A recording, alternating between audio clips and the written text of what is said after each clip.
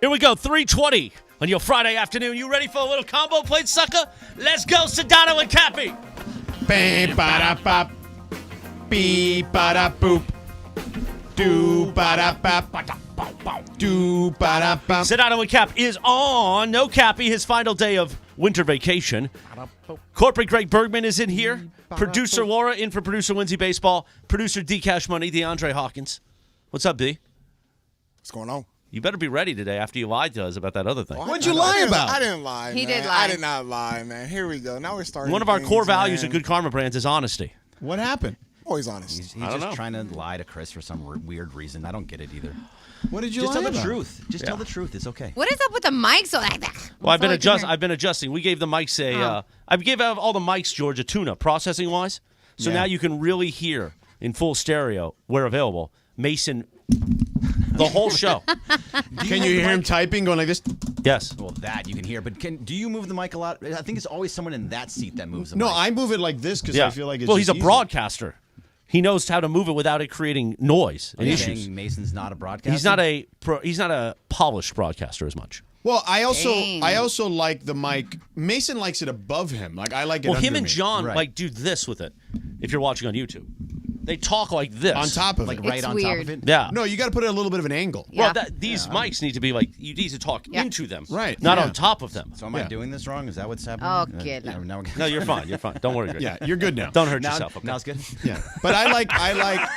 I'm loud, so I like under. Right. So that way it projects. It doesn't go as loud. See, I was always taught to do the way that you do it, Yeah. where you talk across the mic. You go over it. Right. Yeah. Depends on the microphone, the type of microphone. Well, that is you use. true. Well, those are the Microphone 101 here to begin the show. Yeah, sorry, guys. The omnidirectional Oh, what are we ones, going to right? talk about? Oh, well, are we going to be John and Michael that say the What did Lakers are they going to say? win? The Lakers going to win tonight. It's all going to be Tonight's- okay. Well, I do Tonight's think. the Listen, resurgence. they got to win tonight. And then what happens if they don't? I said it. If they don't win 0-3. tonight, deep doo doo. Well, Well, there's a pretty good chance that that's going to happen. They're I don't know about pretty good. They're like a 5.5 point favorite. They are, but it's like are. John Morant plays very well Jean against them Morant? normally. Jean Morant. Yeah, but they, like they've kind of owned the Memphis Grizzlies. What happens? If they lose, Yeah. And then they get steamrolled by the Clippers on well, Sunday. I think Most they're likely losing that's happening. Sunday. I think they're losing Sunday. What happens if they lose these two and they lose to Toronto on Tuesday? I mean, Toronto's not that good, Right. So if they lose to Toronto also, then you're really in trouble. That's I got the next three promo. So games. that would have been 6 losses in a row. Yeah, 6 losses in a row, and then you're now 0-4 Yeah. in January. Yeah. Yeah. I mean, you say that Darvin Ham's not getting fired. I believe it too. I don't think until he actually LeBron says you're gone. But if, I don't at think that LeBron point- will ever actually say you're gone. It's not like mean, it's know his choice. Yeah, but I don't think that's how this works. Like Right, he but- doesn't just go and say you're gone. So if you then let's play it out. If it's four, No, he has, like- 4 losses in a row. he has in other January. people tweet it out. Yes, he has other ways around that. Darvin Ham's not in a good spot right there. If you lose these next 3 games in a row, Yeah, I don't think so. I think they're going to beat Memphis today. Like Memphis is 5-4 since Ja came back. They were 4-0 to start, 1-4 since. Like they've kind of leveled off a little bit. Yeah, I just think that, and the Lakers have had a good run against them. I don't think I think the last time the Grizzlies beat them in a regular season game was 2022. yeah, it's been a little while. So like they should be okay. You know. Now look, the Grizzlies are going to be pissed because of what happened during the playoffs, and there's clearly animosity between these teams. Even so much so that Shannon Sharp got involved. Yeah. Our colleague now, Shannon Sharp. Yeah, but aren't they a team? Memphis is a team that shoots the 3 ball very well, right? Like this team better than I do. No, I mean I don't know. I mean the Lakers just shoot it really bad. But they shoot it really bad. But the Lakers also don't defend the 3 very well, and it can very well get away from them with Luke Kennard shooting 3s, and Ja when he shoots them pretty well. If it gets away from them, Marcus Smart, if it gets away from them, that can really put them in a hole. I'm just worried about tonight. I want them to win. I hope they win, but I'm worried. It's National Whipped Cream Day. That was a Sedano sigh very early on me. Well, you knew you were going to get it quickly. I know. I just didn't know it was going to be that quickly. It was like 4 minutes. By the way, I changed the way this mic actually, was the Grizzlies are the worst 3-point shooting team. Oh. I didn't think they were that good. You know better than I. That's what I was just- Yeah. The Lakers are not good either, but they're actually worse. I wonder if that part of that is that Desmond partly- Bane is really good at shooting threes, and Luke Kennard is really good at shooting threes, but the Grizzlies as a team are bad. Is that have to do with Ja not playing for a lot of the No, season? but Ja's also not a good three-point shooter either. But also setting things up and driving to the basket. And having well, he open guys he on gets the guys outside. better looks, sure. Right. Yeah, I would say so. But So maybe I'll try and do it in the break or something. Just see what it is since Ja's been back. Because he's been back, what, 6 games? About? like 8 or 9. This will be game 9, I believe. Yeah.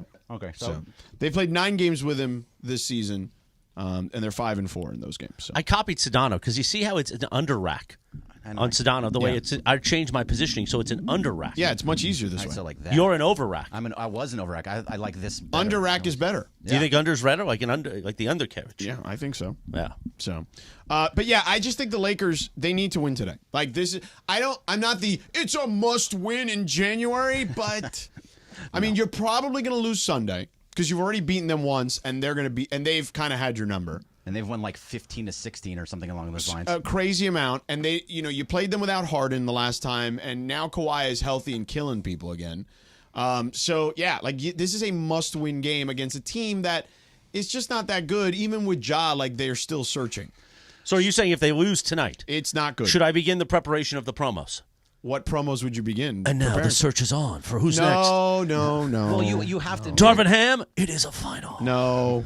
That's not coming yet. We are all over it with coverage deep inside the Lakers war room. But they're going to have to make With a move. Embeds and El Segundo and Dave McMiniman's apartment or condo.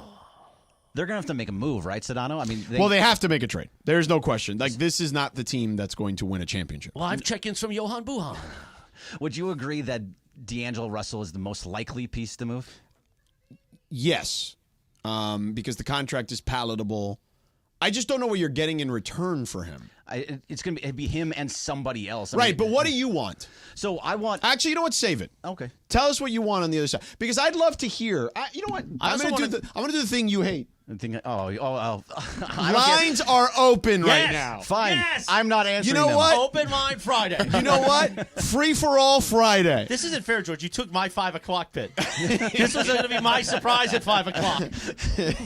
So all phone lines are open. Bergman hates your calls, but so you got to basically give Bergman the finger and have a good call. And we 877 will rack phone calls. 877-710-ESPN, 877-710-3776. It's Lakers Love Line next here on 710 ESPN.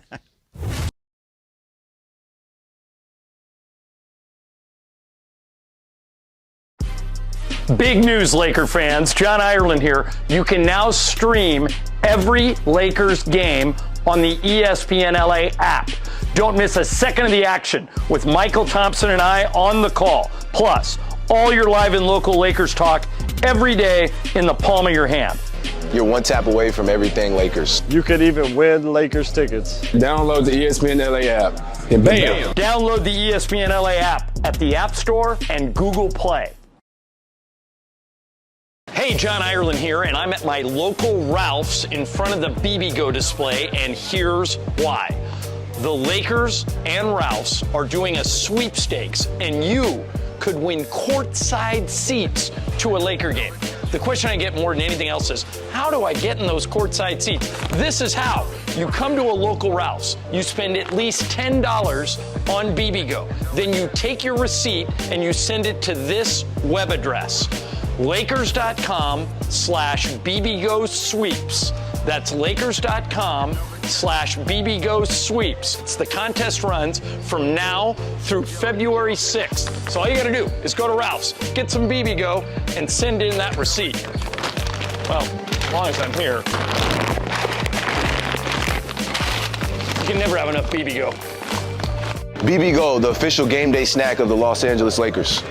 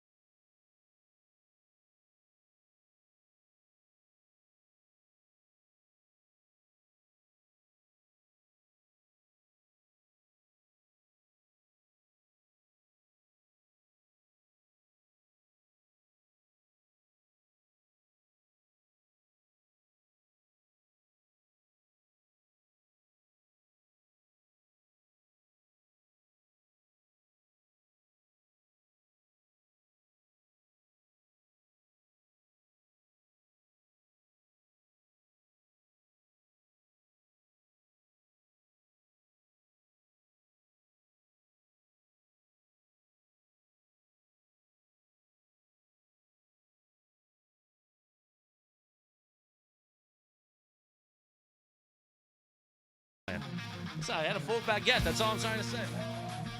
It is time on Sedano and Kap for Open Line Fridays. Do you have a take? Do you know it doesn't suck, Jack? Do you want to tell Sedano he knows everything about basketball? Because he likes it when people say that. This is the time. 877-710-ESPN. Sucker. I had to really stretch it out to hit that. He did. If he would have said the numbers, he could have put it all in there. No, you're not supposed to say the numbers. Well, what I would say is this, is that basically Bergman hates calls. Yeah. I don't like answering them, really. So we want the Lakers fans to come in here. I asked Bergman, what do you want? What do you want from the Lakers?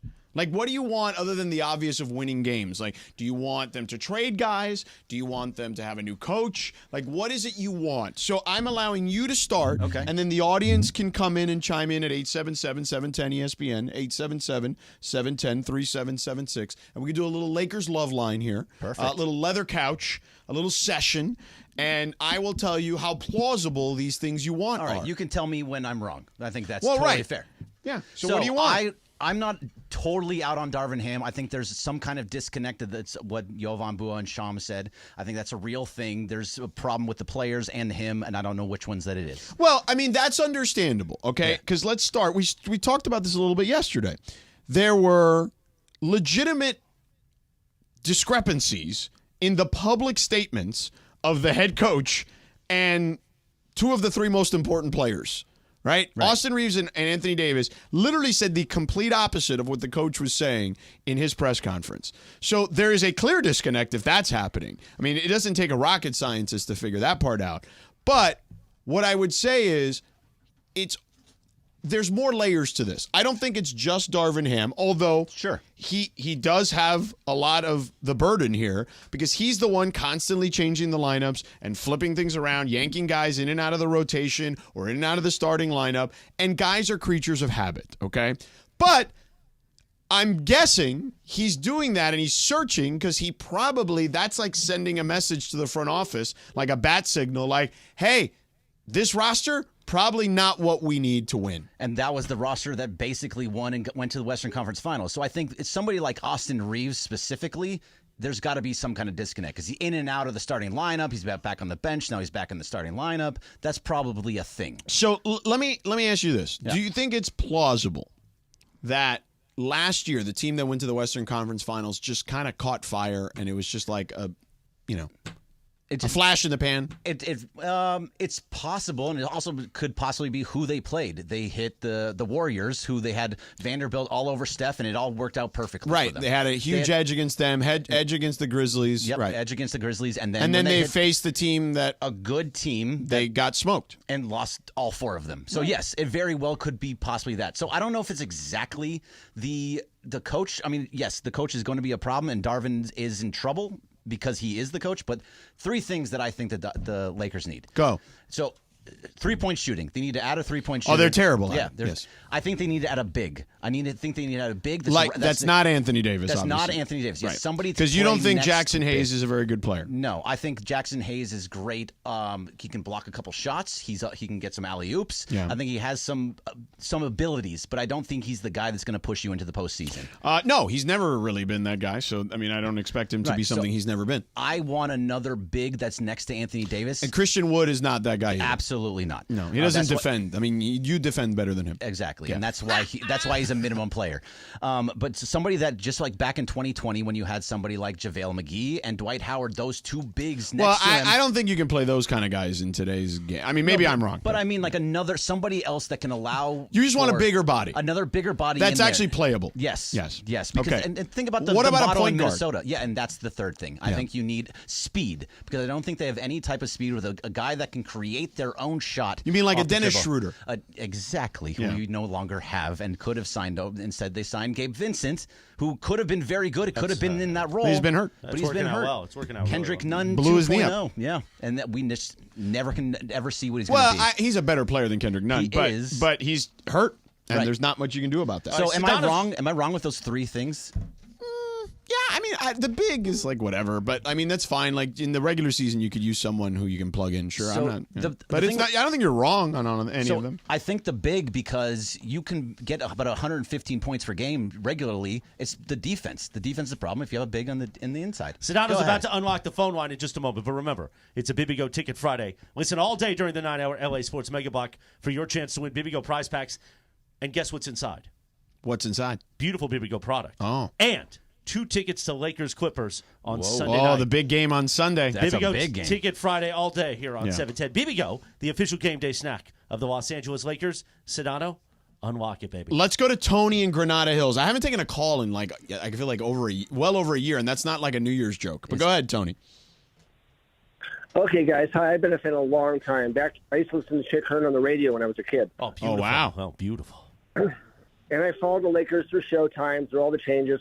And I'm telling you guys, I would trade Anthony Davis while he's still healthy. I mean that. Well, while you can still get draft picks for him for the future and somebody good, maybe a good wing for him now. But otherwise the same scenario is going to happen, guys. January's going to come, February's going to come, he's going to get hurt. You know it. He's done it every year. I say trade your best asset now and build for the future. Now, That's all I can say. let me ask you a question. Yeah. I know it's Friday and it's almost happy hour, but have you had a cocktail early today? Nope. Because I'm sorry, Tony, but I've been Tony, watching basketball a long time, guys. I understand that, but do you realize if you trade Anthony Davis, you're legitimately just punting on the season? He's been your best player. Yes, because we're not going to beat the young teams in the West, not this year. So you're good. You're good hitting the reset button at that point, is what you're saying. Yes, I am. Yes, I am. So you're going to trade LeBron then, if that's the we have case. no draft picks, guys. Yeah, you got to trade LeBron. But then you're going to have to trade LeBron too at that point. Contract's up at the end of the year. Well, LeBron's got to fit in with the younger guys. If we get a good, solid wing that can score, I don't know, But I'm telling you guys, if we don't make the Western Conference Finals this year, we won't see him again for another 5 or 6 years. So. Well, that may be true. Anyway, that's my take. Thanks, guys. Yeah, I don't know about that. Have a good week. I just I don't don't know know if we about can- trading what I I don't know think. if we can rack you, Tony. Yeah, he's the best American-born player this season. I wrote it down earlier. I know, it was good. I was going to say it. It I was gonna say great it today. yesterday when he threw that out there. Yeah. When I heard, I was driving when you said that, and I was like, thinking about him. That's a really good point. I can't think of another one. Where's SGA from? He's Canadian. Yeah. So I just couldn't think of another one Yeah. The best players in the sport right now are international. by far. Yeah. Is it with Tatum? Tatum's Yeah. I mean, Tatum is American, but I don't think he's like a top 5 player. Do you? no, I don't think he is. Did you see? I think he's just outside that. Yeah, there was an article today about how his window is closing. Yeah. I think Tony in Granada Hills I think he either has been to the Tender Glow bar recently when he Say something else. when he concocted that idea to trade Anthony Davis. Tony, I love you. I know you watched a lot of basketball and you were listening to Chick Hearn on the radio, but I think that the Los Angeles Lakers are not going to trade Anthony Davis in the middle of the season. I just don't think that's realistic. There's no point of trading him basically at all. He's been playing fantastic again. Yeah. I mean, Well, I just don't. It's just not realistic. No, it's- like I know that's what you want, and that's fine. I allowed you guys to say, "Tell me what you want," and that's fine. I just don't think that I can honestly respond to that without telling you that is completely unrealistic. well, if you actually did it and said like, who do you think you could get for Anthony Davis? If you even yeah, just, like I don't. You're not get. What do you get? What are you getting? Right. Right. That's what I probably should have You want asked. Gian- You you could have want asked. Gian- It. No, I You're not could've. getting Giannis. Yeah, exactly. So what are You're you not gonna getting get? Joel Embiid. Right. You're So not getting those guys. So I don't know. You what- need it. I don't know what you're getting unless. I mean, he said he wanted draft picks. I mean, draft picks means you're literally starting over for the next 3 to 5 years. That's what you're doing at that point. Yes. Albert in Glendale. Albert. Yeah, hi. You guys are great. Thank you for having me. No problem. And hopefully you don't think I was going to happy hour 2 after I say this. Okay. I mean, listen, the Tender Glow is a great bar in Granada Hills. I'm just telling you. Northridge no, I staple. want to go to the Tender Glow. It's a Northridge staple. Okay. Well, I don't want to get rid of Anthony Davis, but I do want to talk about 2 things. The Lakers' lack of offensive movement, and they're 5 out, and they stand around. There's no down screen. There's no motion. There's no movement, and it's basically either 5 out or 4 out and 1 in, and everyone's stand corners. Oh no, I'm agreeing with you on that. Like that. Same That is here. absolutely. Their offense is very stagnant at times. If they don't get out on the break, that's when they're at their best. When they get out in transition, that's when they can pile on teams. But unless they do that they need to cause turnovers to do that, which has also been kind of a problem at times. They're doing. So I'm with you, Albert. I'm not. You weren't. I mean, maybe you were drinking, but I mean, you made sense to me. Oh, sorry, I didn't mean to hang up on you. So with that, though, with the 5 out and the 4 out and 1 in, that whole thing, because the system, I've never liked that system for this team with a LeBron team, even though it's usually what he plays. Like you having guys just shooters around him. Yeah, but they don't lasers. have good shooters. Right, they don't. That's the problem. It's not the system works. You don't have the players to run said system. It doesn't work here exactly. So that's why I'm going to change it just a little bit on you. With Jaime Jaquez, and we've talked about him a ton. I don't think he would be the guy he is in Miami right now with the Lakers if the Lakers took him. Because you're saying that Vando would be playing ahead of him and Hachimura would be playing ahead of him. And all those guys would be playing, and they wouldn't allow him to run free and be the way that he is in the Miami offense. Well, he also has a good coach, too. And a good you're saying- a team. No, I'm not saying that Darvin is a bad coach. I'm just saying he has the best coach. Right. And they clearly, now, like the Lakers have done a great job historically drafting. Yep. But that team does a great job developing. Yes. So I mean, look at the guys, Haywood Highsmith, all the guys that are playing really well there. Yeah, so I think that's part of it. All right, there's a full board of calls here. Look at that. See what happens when we decide to open them up? Yeah. You know what I mean? Yeah. People want to talk to you, Sedano. Yeah. I'm going to have to hear from I want Mason Ireland Deb on in Monday. Fontana. What does she say? Why or what? Why am I what? The young guys aren't getting played. Sorry, Zan. Why are the young guys? Oh, sorry, I'm looking at the wrong thing. Who do you want? Christie and Jalen Yeah. Hood? What do you call him, Chris? Bobby Trecefino? Yeah. No, she's Jalen talking about Hood Shafino. Do you think he'll hit the rim tonight? Christy. All right, so we'll do it. Christy. Lakers Love Line, 877-710-ESPN, 877-710-3776. At first, though, let me tell you about my friends at LAX, my home away from home. Change is arriving daily to help transform the travel experience. The LAX economy parking structure is open right now with thousands of smart parking spaces as well as hundreds of EV charging stations. So you can just go on their website, flylax.com, pay for your parking ahead of time, use the QR code to get in and out. Boom. You don't have to worry about trying to get the parking there. It's actually easier. You save money booking ahead of time, for that matter. They also have modernized terminals with biometric gates for faster boarding. Who doesn't want to get to their flight faster, their trip faster? And a new facility for your friends who are coming to town or family. They'll have major rental car brands, all of them under one roof. And get this. This is the real cherry on top. The People Mover train soon will connect travelers to all the different terminals at LAX, including the rental car facility and LA Metro. So if you're a local, you don't even need to take your car anymore. You could literally just go on the LA Metro, then get you to the People Mover, and boom, right to your terminal. LAX, changes arriving daily to reduce traffic, save guest time, and transform the travel experience. For information, go to their website, flylax.com/transforming-LAX. That's flylax.com/transforming-LAX. The most followed sports radio station in America. 710 ESPN.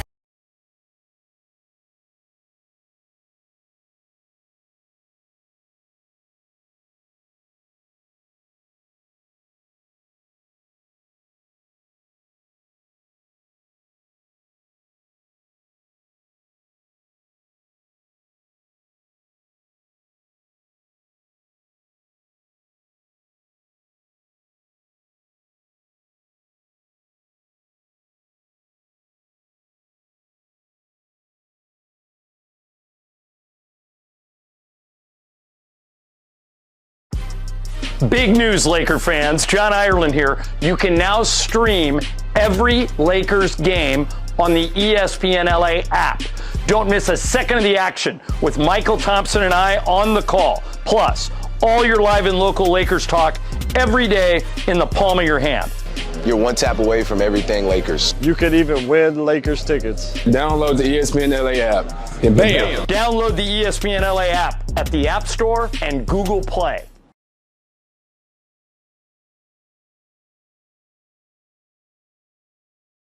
Hey, John Ireland here, and I'm at my local Ralph's in front of the Bibigo display, and here's why. The Lakers and Ralph's are doing a sweepstakes, and you could win courtside seats to a Laker game. the question I get more than anything else is, how do I get in those courtside seats? This is how. You come to a local Ralph's. You spend at least $10 on Bibigo. Then you take your receipt and you send it to this web address, Lakers.com/Bibigo Sweeps. That's Lakers.com/Bibigo Sweeps. It's the contest runs from now through February 6th. So all you gotta do is go to Ralph's, get some Bibigo, and send in that receipt. Well, as long as I'm here. You can never have enough Bibigo. Bibigo, the official game day snack of the Los Angeles Lakers.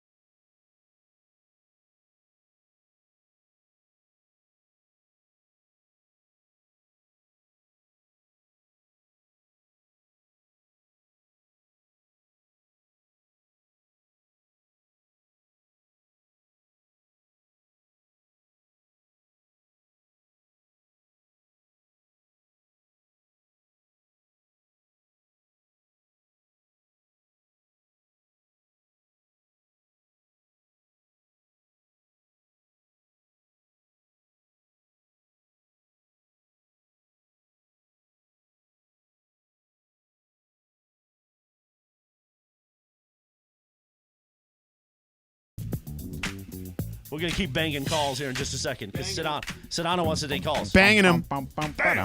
But on this day in 1980, Rapper's Delight by the Sugar Hill Gang became the first rap song to hit the top 40 when it reached number 37 on the chart. And I know that doesn't seem like a big deal now. Back then, dude. Back then. Crazy.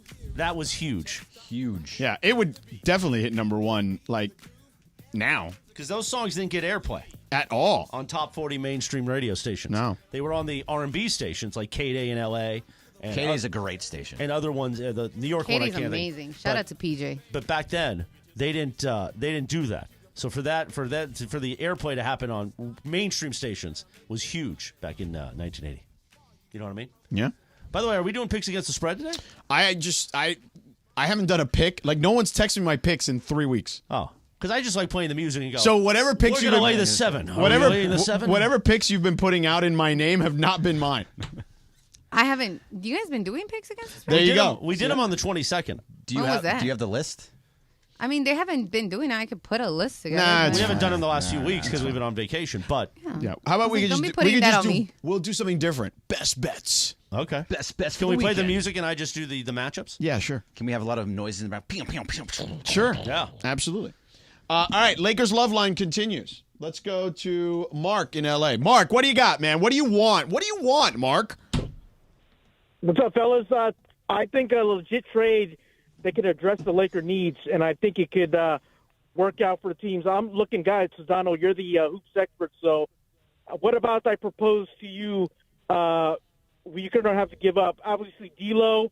It's going to have to cost us Rui because we can't give nothing back, and possibly Gabe Vincent to Atlanta for DeJounte Murray and Capella, because I think DeJounte Murray, he can play off the ball. I think he's much better fit than Levine would be, who has a massive contract, and obviously I think he's an overrated ball stopper.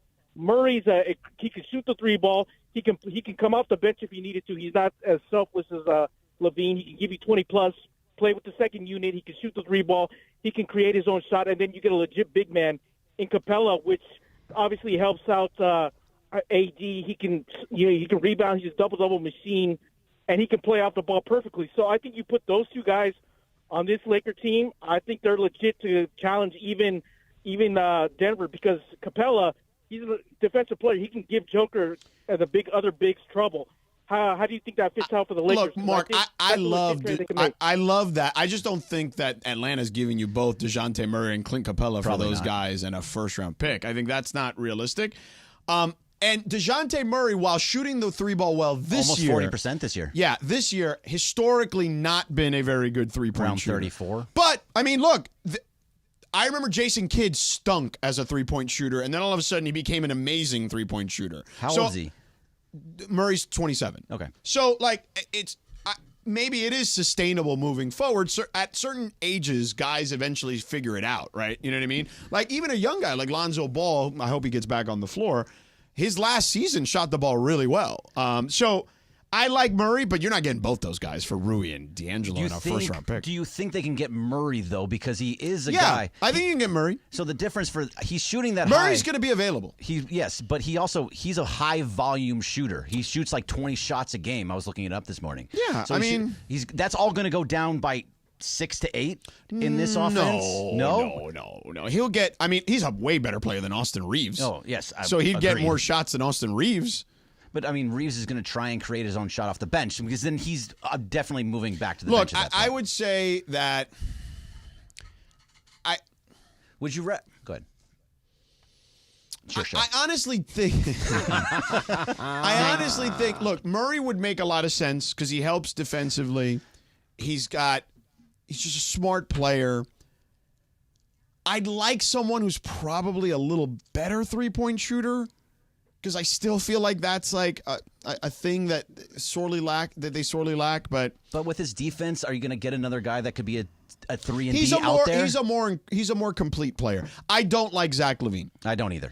Zach LaVine, because here's the problem with Zach LaVine. Massive contract. Yes, that means you are committing to Zach LaVine as a core piece to this team for the next several years.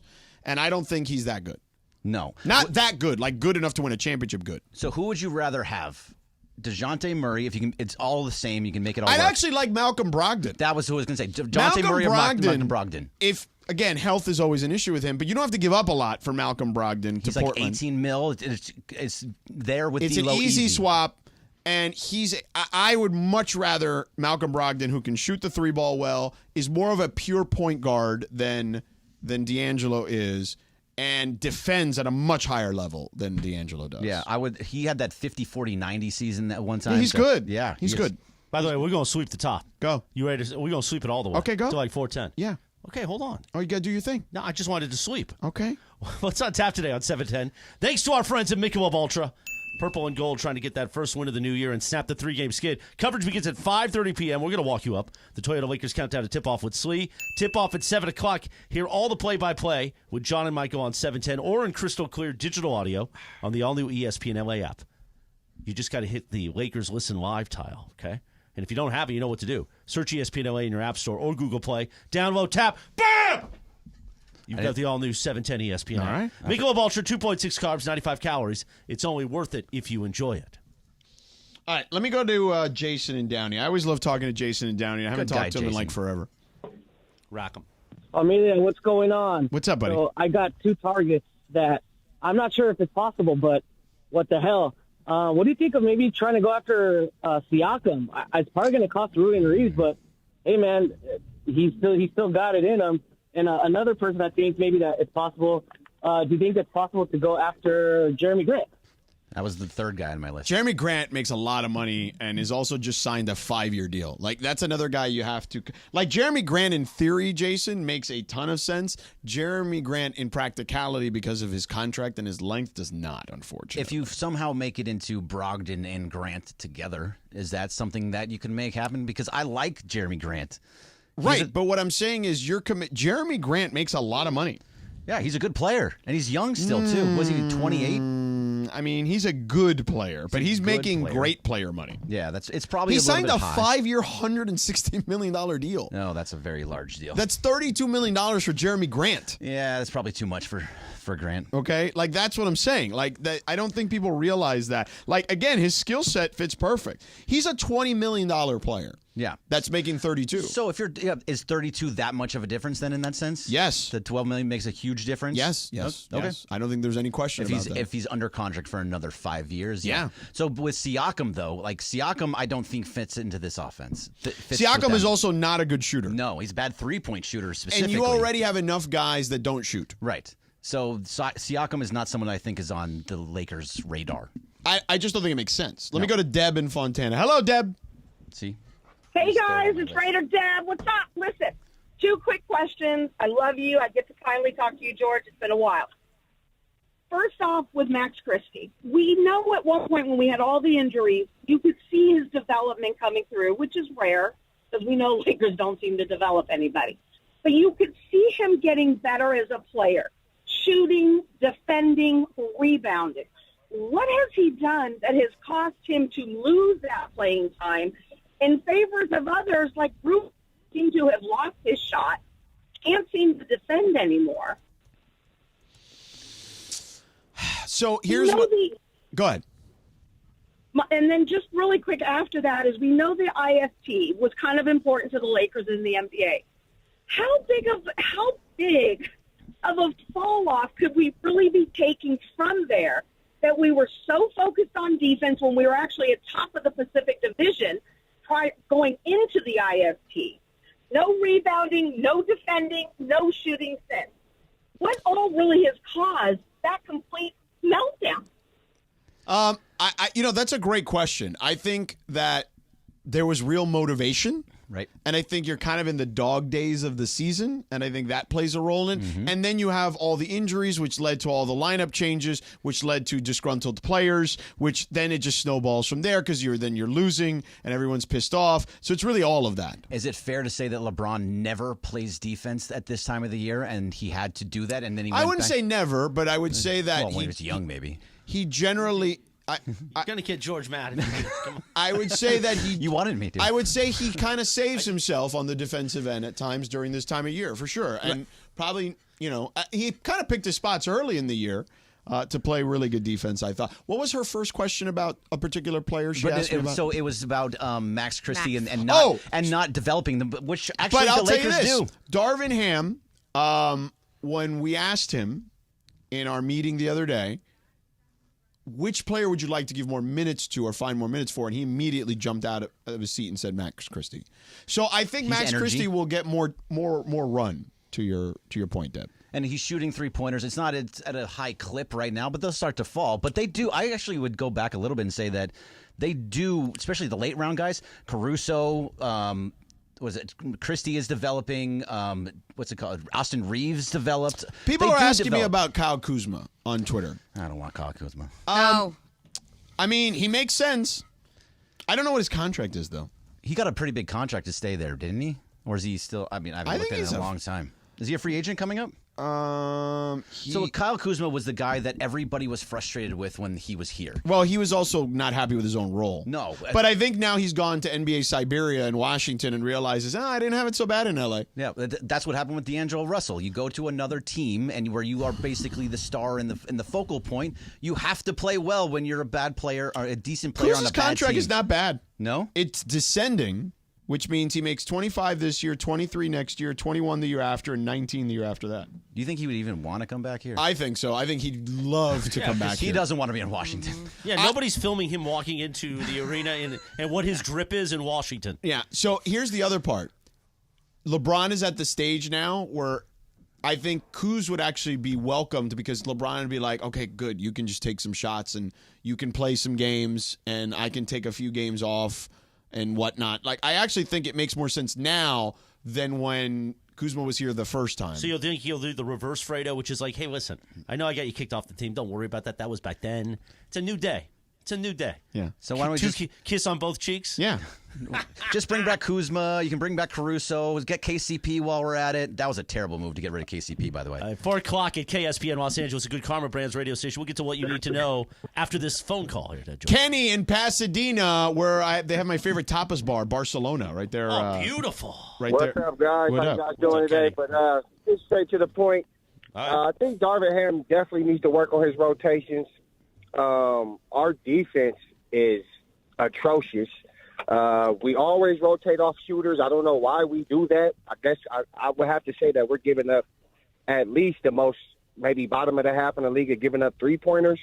And these turnovers that we're doing on a daily basis, every game, over 10 turnovers, that's horrible, man. Like, we need to get that understood. I don't think that we need to trade any players. I don't think we need to get rid of D'Lo or anybody else. I believe that the roster that we have now, they just need to do what they're there to do. Like Cam Reddish, he's a defensive guy, but he's not giving us no production on offense. Torian Prince is hit or miss. I think that we need to work on that more. I don't think we need to get rid of our guys, but we definitely need to get it together. And Darvin Ham definitely needs to play the guys that need to be played at the right time. Yeah, I think there is clearly some challenges, and he's searching. I don't think there's any question about that. All right, let's take one more before what you need to know. Bill in L.A. says the Lakers are doomed. Dun, dun, dun. Yeah, they're doomed because they were doomed when they got LeBron James, man. You don't grab Kobe's rival, trade all our Laura's futures, happy. And y'all say I'm a all the hater. futures of the NBA, trade all Ingram, Randall, all those players, and trade all your future to get Anthony Davis and LeBron. Well, but let me ask you a question, Bill. Bill, let me ask you. Bill, let me ask you a question. Is Brandon Ingram and Julius Randle and D'Angelo Russell winning you a championship? Josh Hart too. And Josh Hart. The Lakers haven't won a championship. You can count that bubble. Oh, come on, man! Don't be ridiculous. If anything, listen. Let me tell. No. Hold on. If anything, it's like 2019 all over again in here. If anything, that championship, go talk to guys who played in that thing, okay? They say that was the hard. Hold on, dog. I'm not done. They'll say that was the hardest championship to win because dudes literally wanted to get the bleep out of there. They were so messed up in the head. Okay, you're right. That you can say that, but everybody wanted to leave, and LeBron came on the phone with Obama and made everybody play. We know that's what happened. Yeah, but that was at the end of the thing. Like, that wasn't like at the beginning. Hey, by the way, of the thing. for our business, we're very happy he got on the phone with people. I give him the championship. That's cool. But what I'm saying is that's all we have to show, and that's all everybody's going back to. Win in a real arena with fans, and you'll see what happens. They haven't done anything. They thought getting LeBron and AD would solve every single problem. That's not the NBA anymore. Well, but that's on the management. Let me finish. You have to get AD help and get some other big man and some youth. They haven't developed any young players except Austin Reeves. That's the first player LeBron is willing to give the ball up to. That's young. You have to listen, the old Laker teams, we had to go through things to win a championship. We tried to buy a championship, and it's backfired. Well, let me ask you this. The construction around the team, which I've been fairly critical of almost every year. Okay, that's true. That's on the management too. Yes, it is. But here's what I'm saying. They got Reddish this year, Hayes, Rui, right? I like all of those players. But what I'm saying, you're starting over. And when I mean it's starting over, they're trying to inject these players in there now, and they're all hybrid, poor versions of Ingram, Randall, and Larry Nance. Right, but you weren't keeping all those guys. You're trying to make it work. Told him. Yo, hold on. You interrupted me. I can interrupt you once in a while. Like, I'm not making a long point. All I'm saying is you weren't keeping all those guys anyway. Like, they were out on Julius Randle before LeBron even got here. I understand, but that's what I'm trying to tell you. You need better scouting. You have to have patience. And the Laker fans played a part. All those guys are weak. They never gave them any credit. They were young players. You got to let them develop. Now they all averaging 25 points a game. Are you a Clippers But they haven't won And anything. I'm not saying they win a championship. They're not that good. They're good, but they're not great. Don't scream that they haven't won anything. What if they won? Listen. What if those guys won? As individuals, I'm talking about as a cohesive unit. Okay, but wait a second. Wait, if you're hold on. They might have won something. Let me just say this. Look at Golden State. Look at Denver. They built their teams through the draft. Yeah. Right? Okay. And the Lakers didn't, and that's why they're having Wait, let me problems. ask you a question. Because Did you draft Shaquille O'Neal? Hold on. Did you draft Shaquille O'Neal?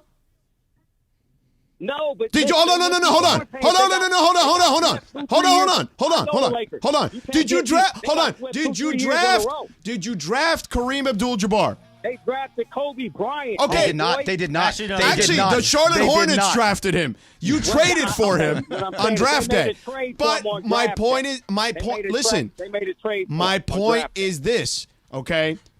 Those guys haven't won about now. a damn thing. They haven't won anything. So what? What do you mean, so what? You want them on the team. That's the point of the call, right? They might have won if they were together. That's how everybody screams. There's no proof. Bill. Listen, what I'm saying is this. Bill. You would have a better competitive team for today's NBA. I'm not saying that they won anything, but you would have a better product on the floor. The guy just said they have no speed, no three-point shooting. You're dependent on LeBron and AD to do everything. And then you wonder why they're losing. Okay, but they still got to the conference finals last year despite all that. They won a championship despite all that. They got swept in a week. They did get swept, but that's on management. You're blaming LeBron for that. That management decided to bring the players that they have together, including LeBron, including AD. I bet you Kobe was sitting like, y'all gonna go and grab my rival? I love LeBron James as a great player. What are you talking about? Kobe was the first one that told. You know what Kobe told Jeannie Buss when they were talking about bringing LeBron? He said, "You better make sure that you've got the house in order if you're going to bring him in." Legitimately, that's what he told her. Okay, and then look. Okay, and what they did, they got rid of Jeannie's brother. Okay, that's cool. That's what everybody screamed about was the big problem. He actually drafted some good players. He made a terrible mistake of getting Dang and Moscow, but some of those players are good. You have to have patience. And I understand the Lakers were an elitist basketball organization, but you have to have patience, and that's what's going on now. They're suggesting, Bill, in the studio. Bill, what we did back then. Bill, do you own Clippers gear? Bill, they're suggesting you're an undercover Clippers fan. My nickname in the hood is the Laker God. There you go. See, I didn't think that was the case because you are arguing passionately, which I love. Well, now he says Laker fans. He says Laker fans. Which hood, Bill? Which hood? Which hood, though? Listen. Which sides you throwing up? Rui and Reddish. They need to start Rui and Reddish. Yeah, but that's Darvin's problem. He doesn't play Rui enough. Well, Rui's been getting hurt. You're right. He doesn't play him enough. He doesn't. But look, who said start Taurean Prince? Like he's shooting 40% from 3. Yeah, but he can't defend you. Yeah. I think what we should do is Mason Ireland always steal bits from us. We should steal theirs and do the 2 o'clock call today like 5. But just Bill every day. It's just Bill. It's just Bill. Bill, I need you whenever I do take calls, which is very rare. I want you to call every time. It's much better when it's a caller and not me. That's all good. All right, I appreciate you. I appreciate you. We can agree to disagree on some stuff, but I appreciate you and your passion. I appreciate you guys. We go rack Bill. Bill, have a great weekend. See, by the way, if calls like that happened at the 2 o'clock call a day, I'd be all for it. Yeah, but Mason and Ireland aren't arguing back and forth like that. That's my whole point. Because Mason's afraid the caller might know more. It's a Bibigo Ticket Friday. Keep listening for your chance to win Bibigo Ticket Prize Pack. We'll tell you when to call in. It's going to have Lakers-Clippers tickets Sunday and the Bibigo Prize Pack with beautiful food in there. Bibigo, the official game day snack of the Los Angeles Lakers. But that's a good, I don't mind going back and forth with someone like this. He did make good points. I didn't agree with all of them, but he made good points. Yeah, it's good. And that's what John always wants, but he doesn't go back and forth with him like that. And if he did, I'd be all for it. John, you're probably listening in the other room. Go back and forth like that. Oh, boy. Oh, boy. We didn't walk you into that, boy. You walked yourself in Where's the snake charmer music? It's not a snake charmer. I didn't rip, just for the record, I didn't rip John. I say this to him. I'm not ripping him. I'm not ripping him. I'm saying I rip this Mace. is what we say it. You rip Mace. I said this about Pero mira. you guys starting up stuff that's not stuff. I'm saying it to him. He's right in the other room going to the Laker game next. You think he's listening to us? No. He's not listening. Exactly. So you didn't say it to him. I'll go say it to him. I say it on the air to him all the time. That's just why we don't take calls. We should. Meanwhile, let's sneak in a little what you need to know. Oh, yeah. Brought to you by Morongo Casino Resort and Spa. Good times, less than 90 minutes from wherever you are. We'll get back to your calls on Lakers Love Line here in a moment. Sitting in for producer Lindsay today. Take it away, producer Laura. All right, guys, I'll make this very quick, but I gave you a little bit of Disneyland news yesterday. Well, I'm going to give you more. So they are resuming the Magic Key Annual Pass on January 10th. I know that a lot of people are like, when can we buy this? Well, January 10th. All of the sales go live at 9 a.m. There's 4 tiers you can buy from. The Magic Key, which is $499. The Enchanted Key, which is $849. Believe key is around $1,200, and Inspire key is $1,600. Good Lord. Wow. But you know what? Can you still pay per month like the old days or Yeah. no? You Oh, can. Yeah, absolutely. Yeah. Honestly, like Do you people still need a reservation? Yes. So the I thing like is, that. I I do hate kind of that. like that, just because Less people. less Yeah, people. but back in the old days, you could just pop in and eat a chimichanga in Cars Land and go home. Well, you can still do that by yourself.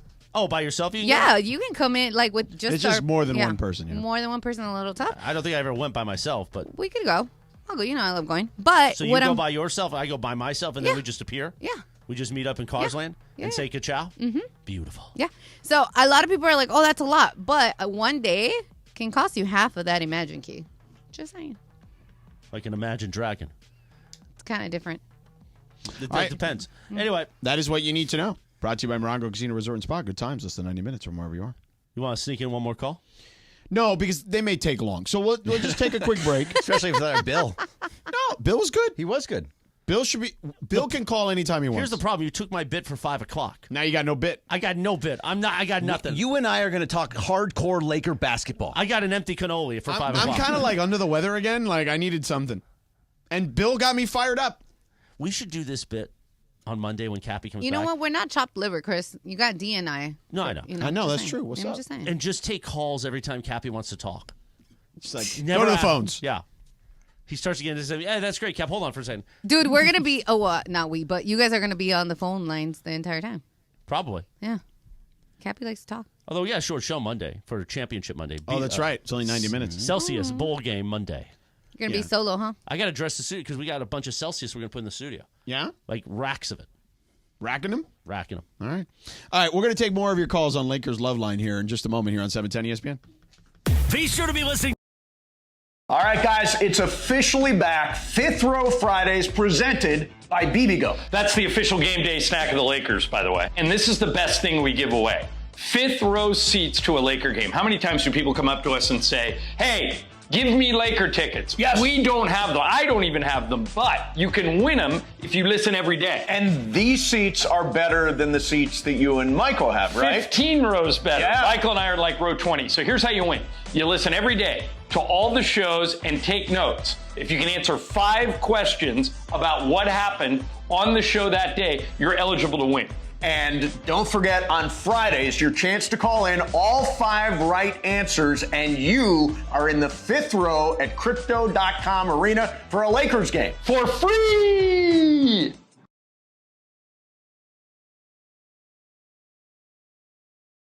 Hey, John Ireland here, and I'm at my local Ralph's in front of the Bibigo display, and here's why.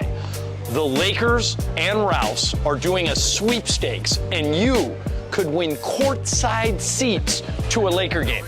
The question I get more than anything else is, how do I get in those courtside seats? This is how. You come to a local Ralph's, you spend at least $10 on Bibigo. Then you take your receipt and you send it to this web address, Lakers.com/Bibigo sweeps. That's Lakers.com/Bibigo sweeps. It's the contest runs from now through February 6th. So all you got to do is go to Ralph's, get some Bibigo, and send in that receipt. Well, as long as I'm here. You can never have enough Bibigo. Bibigo, the official game day snack of the Los Angeles Lakers.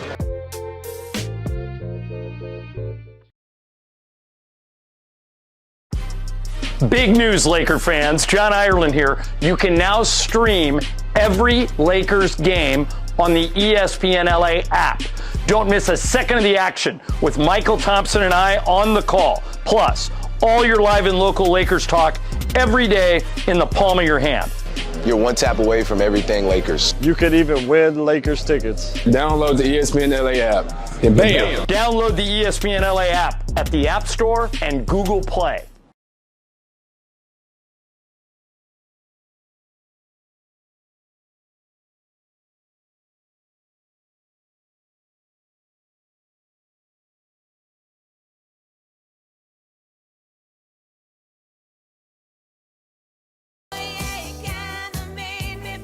Quarter after 4 o'clock in the Dude, Raul is crazy. Sedano. He wants to ask the Clippers for a favor. We'll be back Monday. Corporate Greg's here. Producer Laura, DeAndre, D-Cash Money. And on this day, In 1980, Donna Summer scored her third U.S. #1 album with On the Radio. She was already ready to go the greatest hits in 1980. She had like 10 hits at that point. I am such a disco queen. Whoa, on the radio. Whoa. Oh, the dump truck. Oh, he didn't back it up on nobody, though. No, I'm tired, man. It's been a long week. Do you miss Cappy Sedano? I miss him. He does. Yeah, a little bit. I FaceTimed him yesterday. Yeah. Really? On On the show. slopes? On the show. Rachel Oh, on Day. the show. No, he was in the house. Wherever house he was in, I don't know. It's one of Rachel's 20 houses. Yeah. she's On got a- National Rachel Day. She's got a lot of house. A lot of houses. Hey, good for him. He's got a sugar mama. Like a few weeks ago, remember when he texted us from the top and I said, where are you? And you were a foreign country? Yeah, I'm at Rachel's Mexico house. It's a long story. We never knew she had a Mexico house. Oh, boy. It's like, She's man, got a ton of houses. She does, yeah. Good for her. Good for him. Yeah, good for him. That's what I'm saying. He's got a sugar mama. Yeah, but he needs it. He's got to do a lot of things, you know? Well, you know, you got to do what you got to do. We all make He decisions likes in it. life. He likes it. I need me one of those. That'd be I nice. need me Sugar one of mama? them. Yeah. Yeah. That'd be great. Yeah. Chris needs to make it. Actually, Yeah, look but up you to go- Cappy for that. Yeah, but here's the problem. Yeah. Not a problem. A ver. It's just eventually, don't you feel that you're unaccomplished? I mean, Yeah. I'm going to houses in Mammoth in Mexico, and they're controlling my finances. I don't have to do anything. Yeah, but don't Talk you on the radio. Don't you want to do things? Yeah, I want to talk on the radio. Right. And go to Mammoth and whenever I want to. Yeah, but here's the problem. You're going to get what Cappy gets, which is, oh, you have to work again? Oh, you have to go to Yamava again? I mean, it's a price to pay. I think that's not so bad of a price to pay. I will be whipped. Oh, I think you would That's be fine. whipped whether you had a sugar mama or not. No. Why do you think that? I'm just saying. That's just mean. Why? No, not in a bad way. Why do you think that? I'm just saying. Because you're really nice. Thank you. I like being nice, but Wow, at the same time, I'm more going for the white meat right now. It really is. What about me says I did not you're mean it in such a whippable? bad way as it came out. I mean, it kind of came out a little rough. No, but it wasn't meant to be rough. I understand, but it did come out a little rough. Okay, well, that's not what I meant. Just a little bit. That's all. Because, like, listen, people tell You me said I I'm will whooped be now. whipped no matter what. Yeah, like, people tell me I'm whipped now. They're like, you don't go out, No, you don't post. You're you not don't- whipped, but No, but you're not whipped. you control that. You don't you control run that anything. household. Boo No, follow, I the boo don't. follows you around. I've seen it. No, Yeah, he does. no, Come on. no. The boo tells you what to do.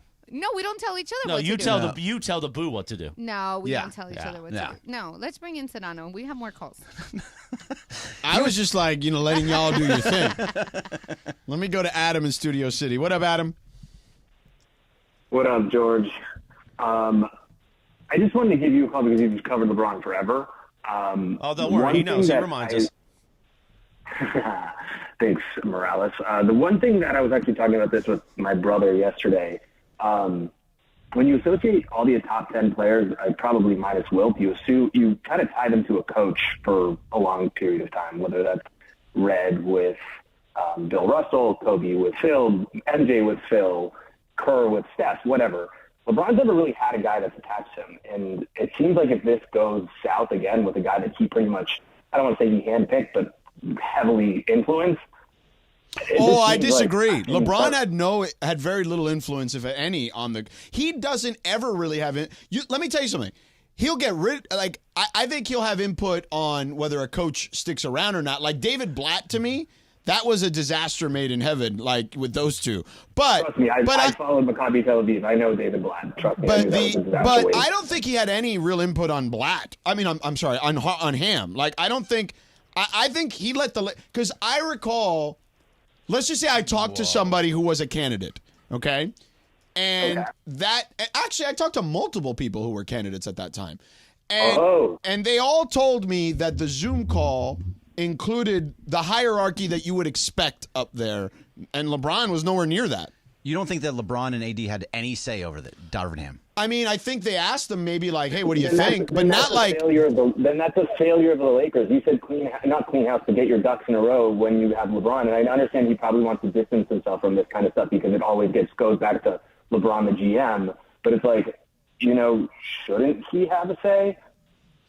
I don't know, man. Like if deep down inside, if you're right, he's smarter than most of the coaches anyway. Right, I said this yesterday. Like I don't think LeBron actually, honestly, LeBron, the best coach he's had two really good coaches. He's had Spoelstra and Lou, and he won championships with those guys. So, and I think Vogel. Isn't it bizarre that there's no one tied to him? Like you go through. No, of course. Minus Wilt. Yeah, it's usually you've got Pop. Sure.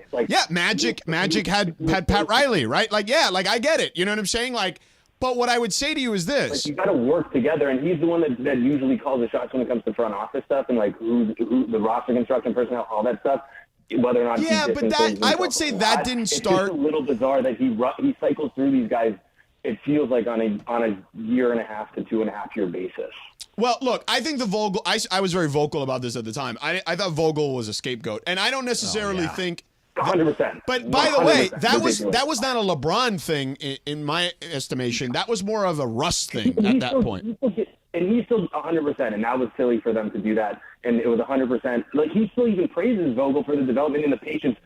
Forget what the guy was saying on the last call. The patience that Vogel had with Austin Reeves to throw him out in random garbage time minutes to even throw. He still says Vogel. We got to credit him for bringing along Austin. So I don't know. But look, the reality is this. When I was having my conversation with my brother like that. Yeah, Adam. The reality is this, and thank you for the call. Who's Adam's brother? I don't know. Oh, okay. He just kept referencing his brother. The reality is this: LeBron, conversation. As I said yesterday, probably doesn't need a.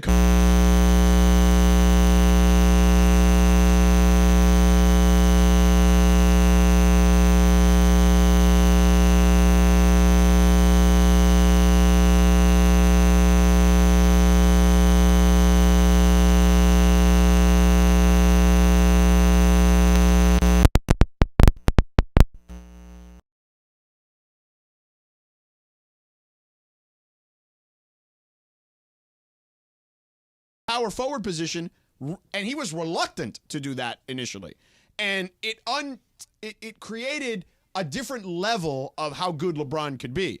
Ty Lue also maximized LeBron and the players around him as well. I think Vogel, while I don't think Vogel's as good a coach as Spo or Ty, I think Vogel's a really good coach. Vogel doesn't get enough credit. Forget about what he did with the Lakers, okay, and winning a championship with the Lakers, which is hard enough because of, the insanity that surrounds the Lakers and LeBron and all that stuff. But think back when he was in Indiana, and he had young Paul George, and he had David West, and who's the guy that played in Milwaukee, the point guard that played for San Antonio, whose name now escapes me, but I can see his face. That was in Indiana also? Yeah. God darn it. Williams? No. Whatever. Anyway. Yeah. And Roy Hibbert and those guys. George Hill. Yeah. Those guys literally battled LeBron 3 straight years. And took him to Game 7 every time. No, one time they didn't. No. Why are you laughing? I was wrong. It was just funny, man. It's funny. It's one Friday. time they didn't. It's Friday. It's funny how you corrected him. It's okay. You enjoyed that. I was wrong. He corrected me. Being on, just for the sake of posterity. Anyway. Basically, Vogel's a good coach. You're right. He's a good coach. So, LeBron, when he's had a really good coach, he wins a championship. Okay? When he's had a good coach, a really good coach, or a great coach, he wins a championship. And Darvin is still young. That's the problem. So, I don't know what the answer is here. I feel like Darvin is really good because he's a former player at the relatability stuff with the players. But the schematic stuff... If I were in charge, not that they need my advice, okay? They probably do. No, they don't. If I were in charge, I probably would have said to Darvin, "Hey man, you need an old head as your lead assistant." And that's not any disrespect to Phil Handy, who's great. Phil Handy is a great development coach, but you need those old heads around you, or a guy who's at least been another head coach before. You know what I mean? They had Jason Kidd, Vogel had Jason Kidd, and David Fisdale. Yeah, you know what I'm saying? Right. Spoelstra for many years had Ron Rothstein, who's this guy who coached a million years ago when he was young. He had Juwan Howard, who eventually became a head coach in college. Right? He was the Phil Handy. He was the player's guy because he had been a player for so long, a great player. Ty Lue had veteran guys on his staff when they fired Blatt. That's the thing. I also feel there are things wrong with the team that aren't all just Darvin, that are sometimes perhaps something that the organization may have omitted a little bit as well. Like, I'm just saying, everybody here is got blame for what's transpiring at the moment. It's not one person. It's not LeBron. It's not AD. It's not, Rob and Jeannie and Linda and Kurt. It's not just Darvin. Like, it's everybody has to take responsibility for this stuff. I think, and what happens is a lot of fans, and me included, you start seeing all these losses being piled up, and you start saying you have to put your blame somewhere. You obviously can't put it on LeBron. Right, but it's everybody, is what I'm saying. Like, it is, but you have to start. It should be a collective. It should, but unfortunately, our Hoops Collective. Yes, Brian Windhorst, great podcast. You start looking towards the coach, and because he's the one that is in charge of everything. But is he really in charge? Here we go. This is the Dave Roberts argument all the time. Listen, in 2024, the year of the Lord, okay, a head coach, more times than not, or a manager in baseball is really a middle manager, is what they are. So let me ask you this. Not everywhere. Obviously, Greg Popovich rules the roost. Right? Eric Spoelstra Spoelstra rules the roost. Ty Lue pretty much rules the roost, at least when it comes to the stuff on the floor. You know what I mean? Like, I'm sure they key him in on personnel stuff. But Ty, I know Ty well enough to know, like, Ty's like, yeah, just give me as much talent as you can give me. I'll figure it out. So, like, there's not everybody's like that, but the overwhelming majority of coaches and managers in professional sports are middle managers. I know you don't like to hear that because you think of Tommy Lasorda and Phil Jackson and Pat Riley. How does LeBron talk into his ear from while he's on the court? Oh, for the love of God. It's just ridiculous. But this, I think, with a lot of people is, will Darvin Ham be the right guy for this team? Will he be better for this team after LeBron's gone? Because his contract's coming up. Maybe he signs. Maybe he sticks around. Maybe he leaves when Bronny goes. Well, I have no idea. You have no idea. No. But when LeBron's gone in the next couple of years, because it's coming, is Darvin Ham going to be the right guy? I don't know. And you think he's going to make it that long? I don't know if he's, especially if they keep losing the way they I don't know. I think Darvin Ham is going to be fine. Like, I just think they need to get healthy. McMiniman made a good point yesterday. Everyone just needs to relax. Everyone needs to take a breath. I think they're going to win tonight, and then the sun will still come up, and it'll feel a little better tomorrow. Okay? Yes, it always feels better after a win, but there's still problems. Yeah. So that's it. I think everyone just needs to take a little bit of a deep breath. Doesn't mean there aren't problems, but a deep breath is okay. Right, Aaron? Yes. So you tried to do a soft throw there. It was nice, but, You know, I just want to, first of all, I'm a big fan of all you guys. The cherry on top for this call would have been if Beachy Cappy was here today. Beachy. But he's not. But anyways, I hear what Sedano is saying, and like I'm a huge Lakers fan, diehard Lakers fan my entire life. These past 2 seasons have been a lot, but I think I was letting it get to me. And then I also listened to what Dave McMenamin had to say yesterday. It did make me feel better. And I don't know, I have a lot to say. I think listening to what you guys are talking about now, the bigger picture, I do think at the end of the day, it always falls on the organization and on management and the front office. I think it's really easy to say that LeBron is like in people's ears and stuff, but I don't know. At the end of the day, like Vogel being fired, I didn't want that to happen. I think Ham, for all his faults, and despite all these people wanting him fired or Lakers fans wanting him fired, I think at the end of the day, he's just tries to be really diplomatic and really political, especially in the locker room. And I'm just like wondering, like maybe he's just like obviously being a little bit too patient, some of us might think, but like maybe it'll get to the point where like there's a conversation that's had with like, you know, guys like Prince or Cam where like their shot was there, they had their shot, and like now it's time for like, you know, Vando to get the minutes or you know, for them to go back to that like Rui, Vando, D'Lo, AR combination. I don't want to focus too much on like trades right now. I feel like it's still too soon, but I don't know. I've said a lot. That's kind of it. But yeah, that's what I'm thinking right now. All right, Aaron. Thank you, buddy. Have a great weekend. I think he was using an indica or sativa this Friday afternoon. You know what, man? Is low. Let the man just freaking flow. You know what I'm saying? And you know what? You should listen to Dave McMiniman too, like he does. Oh, don't start. Okay, don't start. By the way, you are in trouble with Mason Ireland because yesterday we had 2 guests and now we're taking phone calls. Ooh, that's true. Why am I in trouble with Mason Because Ireland? they blame you for not being able to take guests or phone calls. I say to them every single time, take as many calls as you want. Just make them good, and it never happens that way. Every time someone calls, it's a bad call. So here's what I got to say. We had one good call today. Unfortunately, the people who are on hold now, we're going to have to get rid of you for a second because we're going to do a contest, but then you can call back after the contest. How about that? That's right. Yeah. Caller number 7. Why'd you sigh like that? Did you want to do the solicit? No, I'm just tired. So you're just sighing when I speak? Caller number 7 right now at 877-710-ESPN. This is your moment to get the final Bibigo prize pack of the day on a Bibigo Ticket Friday. Inside the beautiful Bibigo freezer bag here. It's right here in the studio. Beautiful. Inside, beautiful Bibigo product. A Ralph's gift card to buy more Bibigo product. And 2 tickets for Sunday. Lakers Clippers at Crypto.com. Call now, 877-710-ESPN, and say hi to the lovely producer Laura, if she's in a good mood. Or not. Are you in a good mood now? You get very emotional with these calls. Always in a good mood. Yeah, but you're over there swinging your arms every time the caller says something. Okay, because the guy was like, I'm so optimistic. And then he gets on there. I'm like, dude, you sound high. I'm like, what happened? Well, you were also afraid when he said pinchy. Yeah, really? I was. Why? Because that can translate into something, depending on cultures. It's stuff, fine. You know? That one's fine. I'm just saying. What do you want to do next? She's careful. That's good. Thank you for being careful. Let's just bang out more calls. Open these. Oh, no, we got to. Well, we're going to do the contest, right? And then you can bang more phone And we're calls. banging them. Lakers love line next. All right, guys, it's officially back. Fifth Row Fridays presented by Bibigo. That's the official game day snack of the Lakers, by the way. And this is the best thing we give away. 5th row seats to a Laker game. How many times do people come up to us and say, hey, give me Laker tickets? Yes. We don't have them. I don't even have them, but you can win them if you listen every day. And these seats are better than the seats that you and Michael have, right? 15 rows better. Yeah. Michael and I are like row 20. So here's how you win. You listen every day to all the shows and take notes. If you can answer 5 questions about what happened on the show that day, you're eligible to win.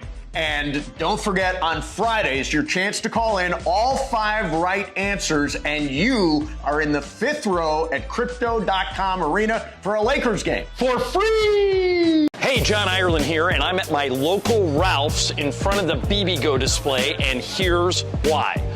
The Lakers and Ralph's are doing a sweepstakes, and you could win courtside seats to a Laker game. The question I get more than anything else is, how do I get in those courtside seats? This is how.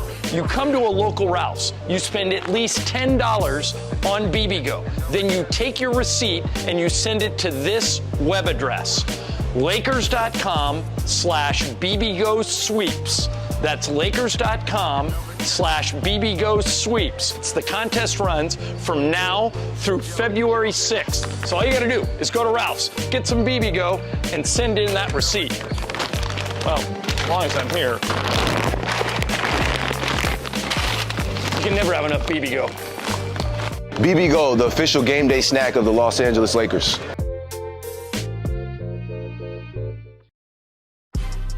Big news, Laker fans. John Ireland here. You can now stream every Lakers game on the ESPN LA app.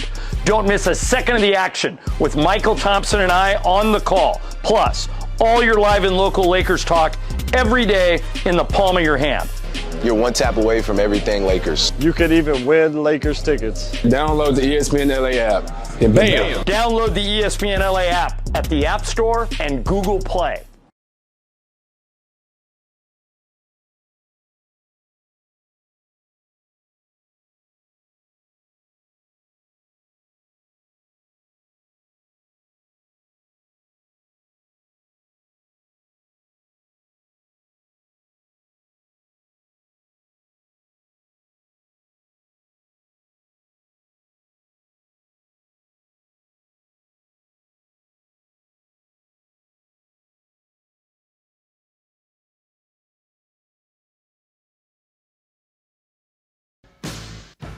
$25 minutes in front of 5 o'clock. Oh, here we go, baby. This is the moment I've waited for all day. Yeah. Sedano Kap, a Friday afternoon. On this day in 1986, the greatest Rocky movie ever made, Rocky IV, was #1 movie at the box office. It was #1 for like 5 months. That's why we can always do an OTD on it. Oh, here it comes. Producer D, you ready? Oh. In the East versus West. I need it, Sedano. You know what to say. What? You can't win. Oh, you can't win. Oh, it's beautiful. That wasn't this though. No, she said it in this. No, before. This is when he was wasn't- training already. Yeah, no. But that, He was he no. says it- There's no easy way out. Was the you can't win? Was you can't win? I know, but still, it's it's same fine. movie. This one is the training scenes for both guys.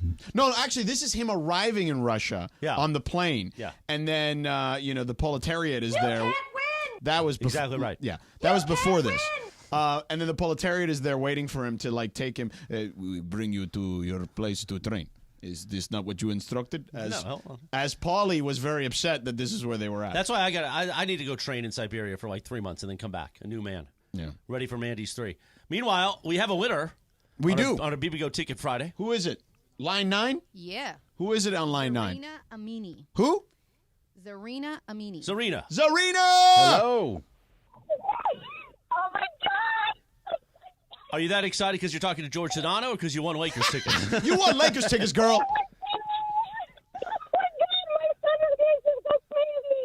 Oh, he loves the Lakers, and he's at a basketball camp. I'm picking him up right now. Oh, that's my beautiful. gosh. Oh, he's That's gonna love perfect. this. Thank you so much, guys. You're wonderful. Thank you. You're better than No, us. trust thank me. you for listening to us. Have fun with you and your son at the game, and enjoy it. And thank you for listening. Who's the station that hooks you up? 710 ESPN. Yes, ma'am. Yes, it All right, is. We're gonna put you on hold. And enjoy the Bibigo prize pack as well. Yeah, enjoy the Bibigo prize pack. Oh, Bibigo is so good. Laura, I had it last night. Yeah, there you go. It was delicious. Yeah, I had the all right. dumplings. You did? I did. I had the You get the dumplings. big Oh. wontons? Yeah. The I like dumplings are good. The dumplings are nice, very nice good. big steamed wonton. Yeah. I might do that tonight. Try not to do too much. Maybe When do just the Girl Scout cookies come out? That's like a soon thing too, isn't it? I hope not, because I'm trying to give up carbs. I know. I'm just they always get me. I got to try to avoid them at the grocery store. Although nowadays they do a lot of online. It's a lot of online Girl Scouts. Yeah, like people will just email you a link. Yeah. See, but you don't like the right Girl Scout cookies. What I are you know you talking don't. about? You don't like the Thin Mints. Well, because I don't like mint. Yeah, I know. don't But like chocolate and mint, the Chocolate thin. mint, gross. Oh no, I like all the other in the ones. freezer is I like the greatest peanut butter thing. one. Is that the tag along? Right? Yeah, the tag along. Those are good. I like the snickerdoodle type one. Yeah, that one's good too. Yeah. What's it called? What is? I have no idea what that one's called. Yeah, they've got a couple that are good. The Samoa with the coconut on it. Not a fan of that one. Yeah. People love those. I'm not gonna be able to drink this weekend. My throat is scratchy, not feeling good. This sucks. Drink through it. Well, drink tequila then. Don't be a if you- quitter. Or vodka. No, I'm just not gonna drink. I'm gonna try not to drink, but that's. I had a that's few cocktails on New Year's Eve, but nothing crazy, just like one or two. And then I thought I was over this cold, but I can't shake it. Might have a little red wine tonight. Shake it. Shake it, keep shaking. Yeah, there you go.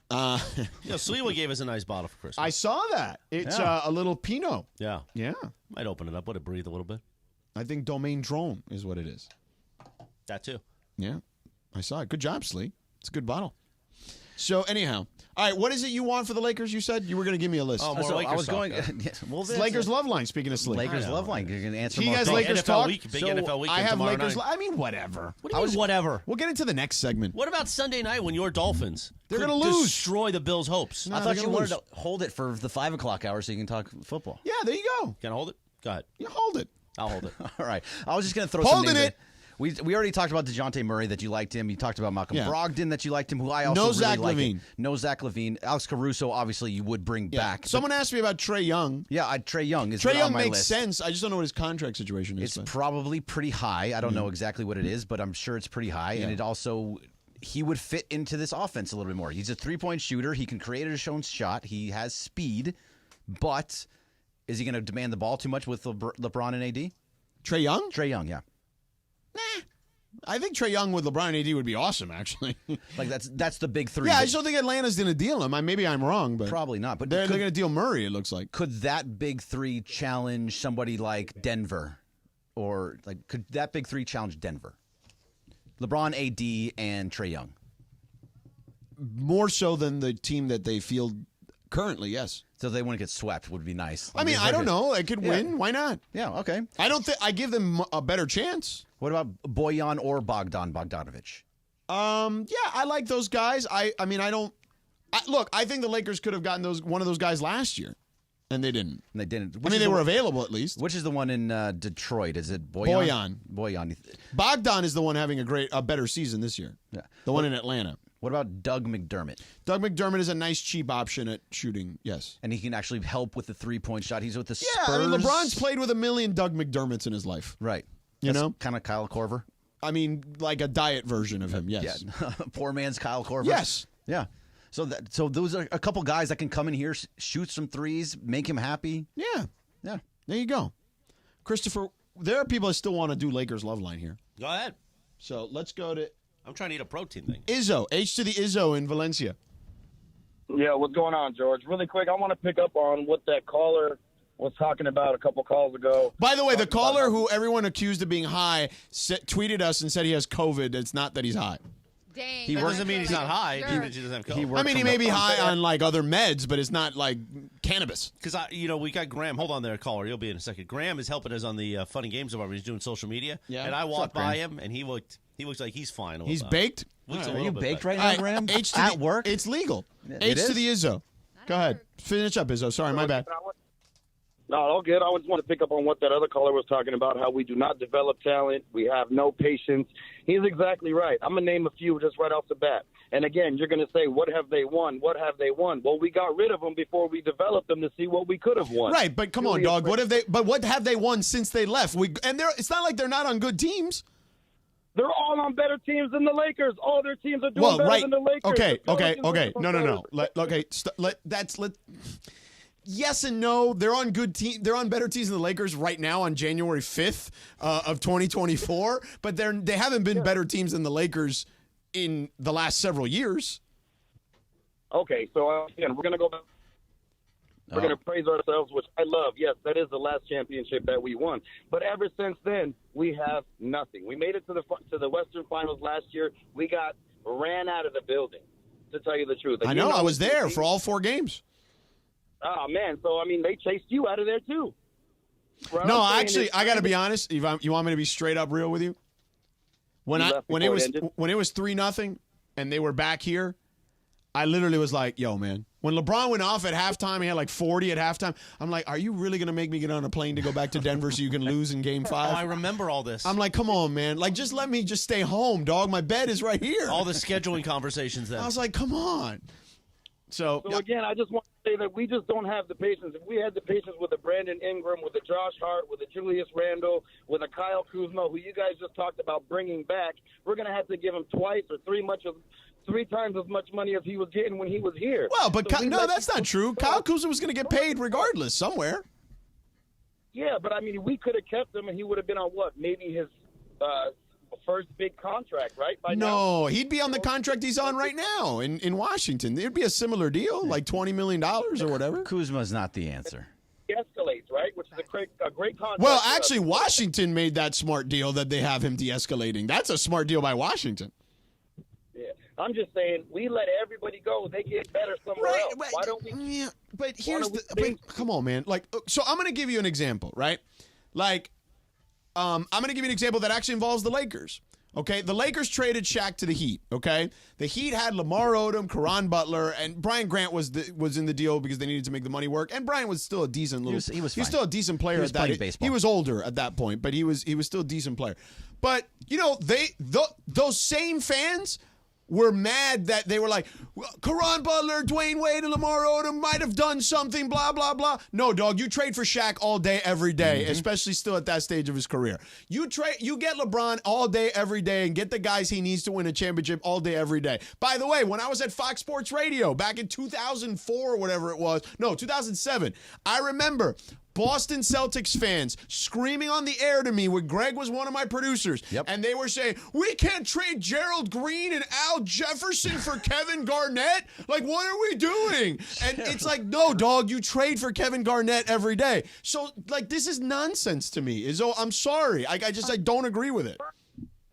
We can trade and we can build throughout the season. We can come up during the deadline. You know what I'm saying? We can throw all the eggs in the basket and hope that something works out every trade deadline. But how many years? No, I get that. I think they should have some level of consistency. I don't disagree with that. But that's also partly on management too. But that's what this year was supposed to be, Izzo.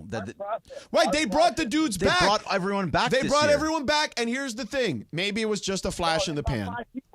At 5, we had what? We had LeBron, AD, Russell came back, Hachimura, and Reed. Right. Those are the 5 that came back. But if you look at most NBA teams, Izzo, that's kind of the deal. Like, I'm sure there are dude. Well, if you want the consistency, then you don't want them to trade at all right now, because then that's inconsistency if you move everybody now. Well, again, look at most teams in the NBA. There is some level of movement. Like, there's not going to be the same team year in and year out for the most part. Even Denver lost guys. Denver lost Bruce Brown. That was a big loss. Bruce Brown was really good for them last year. Yep. He went to Indiana, and they're plugging in 2 young guys. You know what I'm saying? Like, that's just how it works. So everybody. And by the way, hold on. They also plugged in Reggie Jackson, who was playing really well until he got hurt. You know. So check this out. So the best example I can say for consistency and trying to build with the same squad over and over again, everybody's going to agree with me. Golden State. Golden State consistently stayed great, and they had all their players through the draft. 3 guys. Yeah, but dog, you're talking about 3 great players. You know what I'm saying? Like anybody we have left. Name anybody we have left that's worth a great contract that we drafted on the Lakers. Well, wait. How did you expect to get Anthony Davis, though? Hold on. Let me ask you a question. How did you expect to get Anthony Davis? Oh, I knew we had to dump the bench. I knew we had to dump everything. Okay. I knew we had to dump everything. But what I'm saying is it's kind of like, you know what the Rams did, right? They mortgaged their future, and they got 1 Super Bowl. We mortgaged our entire, I don't know what, it's been, 6 seasons now, and we got 1 championship. Well, here's what I would say. The year after you won the championship, if Solomon Hill does not roll LeBron's ankle and destroy his leg, you guys were like 22-6 that year when that happened. Like, you guys were rolling, and that changed the entire trajectory of your season. Anthony Davis then gets hurt as well. That's what it is. Like, to me, they're up 2-1. They were up 2-1 on the Suns, who went to the finals. To Greg's point, like, they had really bad injury luck but that's life, man. It doesn't always work out that way. So I agree with you that by the way, if they did not make the move after Anthony Davis got hurt, if they didn't move everybody out, if they kept consistent right then, I think they still would have been challenging for championships every year. Then they made the move for Russ. Yeah, they made the move for Russ, and that screwed everything up. Yeah. That was the inconsistency that was a problem. Right. 100%. Right, because they kept a lot of those guys that won. Like, Kuzma was still here. They added Montrezl Harrell, right? Yep. Like, they got JaVale McGee left, and Montrezl Harrell came in. Like, they only didn't moved work. a couple of pieces here and there. It wasn't that many pieces that moved. It was Kuzma, KCP, and somebody else to Washington for Russ. Right, that was the 3rd year. Yeah. That was the 4th year of LeBron. That happened.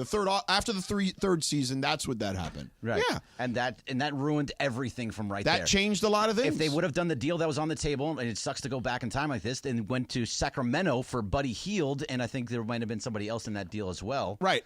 That would have been But here's the thing. Kyle Kuzma also did not want to play the role he was asked to be played. He should not have been here. He did not fit on the team at the time. Like, that's part of the thing that no one seems to remember. Like, you dealt him also partially because he did not want the role he had. He had to move. The worst part about it was moving KCP. KCP was a big still loss. a stud as a role player. Right. Yeah. I mean, he beat you multiple times in the playoffs with Denver last year. But KCP was hitting shots that completely took it away from him. In that Suns series in 2021, was it Jay Crowder that LeBron tried to embarrass? Remember, he humiliated him? And then they didn't win again after that? Well, AD No, got it was hurt. Andre Drummond who was taunting him from the bench. No, but because LeBron did the lean back thing on him and then turned around, hit the Was it jumper. Drummond? But then Drummond did he mimicked what LeBron did in front of Jay Crowder. Yes. But he got into literally back and forth with Crowder for 2 plays, and then they didn't win again after he humiliated him. Yeah, he did, and then Drummond was the one that made it a bigger sting about it. Crowder started salsa dancing on them too. Yeah, that's right. Then the Lakers didn't win another game. Right. Yeah, it didn't happen. It didn't work out. But what I'm saying is, it's not just like this notion that if you kept Brandon Ingram and Julius Randle together with D'Angelo Russell, that you'd have some championship team. You know what you'd have? You'd have the Knicks. Yes, that's what you'd have. You'd have the Pelicans. Yep. Without Zion, by the way. Yeah, you would have a middling team that's never making it. You'd have a team that is playoff good but not good enough. Play in good every single year and probably don't make it in. Maybe every once in a while make it into the 8th seed. You'd have a lot of teams that beat the Lakers this year. Like right now? Yeah. Is that what you're trying to say? Like right now? Like the Grizzlies, maybe tonight, What time is Sliwa taking over that Pelicans, pregame? the Pelicans. 5:30? 5:30, yes. Yeah. Who you tried to get Sliwa all bandaged? He gave me a hug today, an awkward. He did. I was walking in to talk to you, and he gave you a big hug, and I was like, and I was still sitting down, so it was like I was wrapping up. Laura says I've got to wrap like 5 minutes We've ago. taken the breaks off at 24. It doesn't matter anymore. Yeah. All right. Who's ready for this weekend? You probably have big plans. You start driving over to meet your buddies, and then Christopher. Bam! Yeah. Well, Laura threw me off. Another car hits you. See, Laura, what happened? You're angry. You're frustrated. You ache a little. What should you do? You got to call Jacob. It's that simple. Put this Bam! number. Oh, not there. Put this number in your phone. 844-24-JACOB. That's 844-24-JACOB. Nobody plans on being in an accident, but when it happens, you'll want to call Jacob immediately at 844-24-JACOB. Jacob and his team are available 24/7, so no matter what time of day or night, you can call Jacob from the scene. 844-24-JACOB. Jacob and his team will walk you through the process. For example, taking photos of not just your car, but the other car too, getting witnesses' phone numbers, and many other tips so you can strengthen your case. So before heading out this weekend, put Jacob's number in your phone. 844-24-JACOB. Guys, a lot of attorneys say they'll fight for you. You call Jacob, he'll win for you. Call him at 844-24-JACOB. That's 844-24-JACOB. 844-24-JACOB, or listen online at calljacob.com. Hey, John Ireland here, and I'm at my local Ralph's in front of the Bibigo display, and here's why.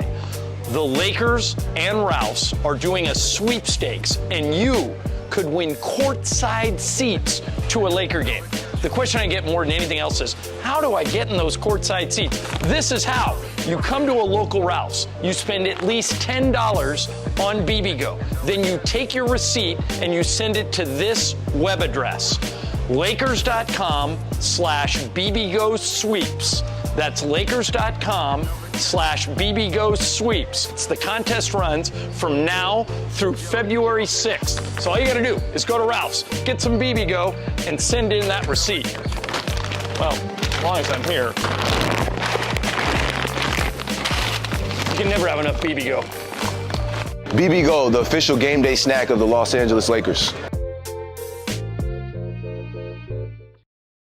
All right, guys, it's officially back. Fifth Row Fridays presented by Bibigo. That's the official game day snack of the Lakers, by the way. And this is the best thing we give away. Fifth row seats to a Laker game. How many times do people come up to us and say, hey, give me Laker tickets? Yes. We don't have them. I don't even have them, but you can win them if you listen every day. And these seats are better than the seats that you and Michael have, right? 15 rows better. Yeah. Michael and I are like row 20. So here's how you win. You listen every day to all the shows and take notes. If you can answer 5 questions about what happened on the show that day, you're eligible to win.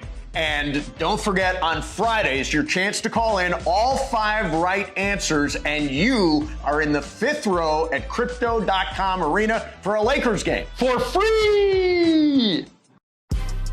Big news, Laker fans. John Ireland here. You can now stream every Lakers game on the ESPN LA app. Don't miss a second of the action with Michael Thompson and I on the call. Plus, all your live and local Lakers talk every day in the palm of your hand. You're one tap away from everything Lakers. You could even win Lakers tickets. Download the ESPN LA app.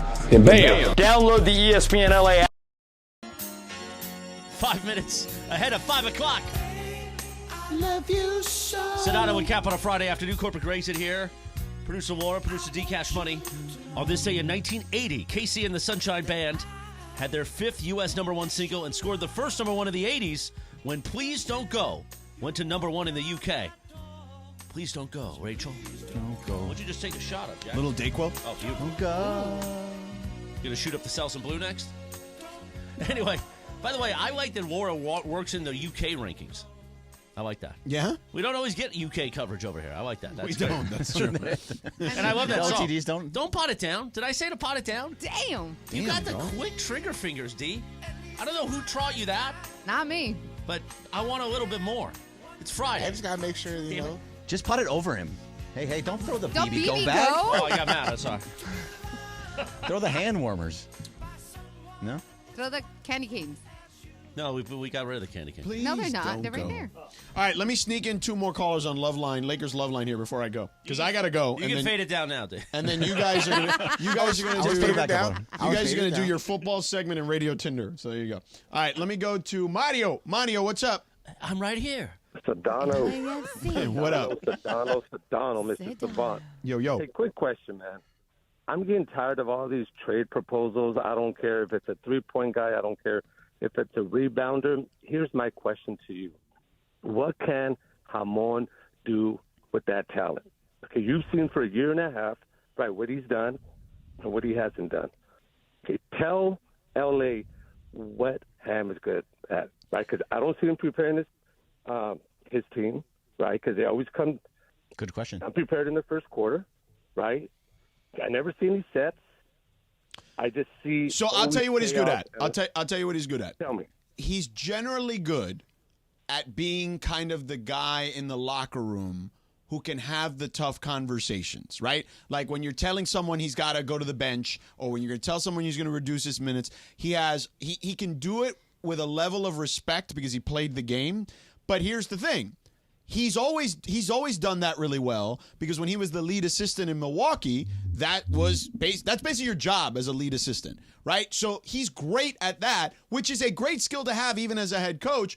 But I just told you, he's young. He's only been coaching as a head coach for a year and change. He doesn't have that kind of old head lead assistant that can help him with the X's and O's and just kind of the in-game stuff. And I'm not saying he's bad at it. I'm just saying that it always helps to have one of those dudes with you. Isn't that part of what the disconnect has been, though? Sorry, Mario. 1 second. Part of the disconnect has been the difference. No. The disconnect, and he hasn't been able to tell them. The disconnect is not that.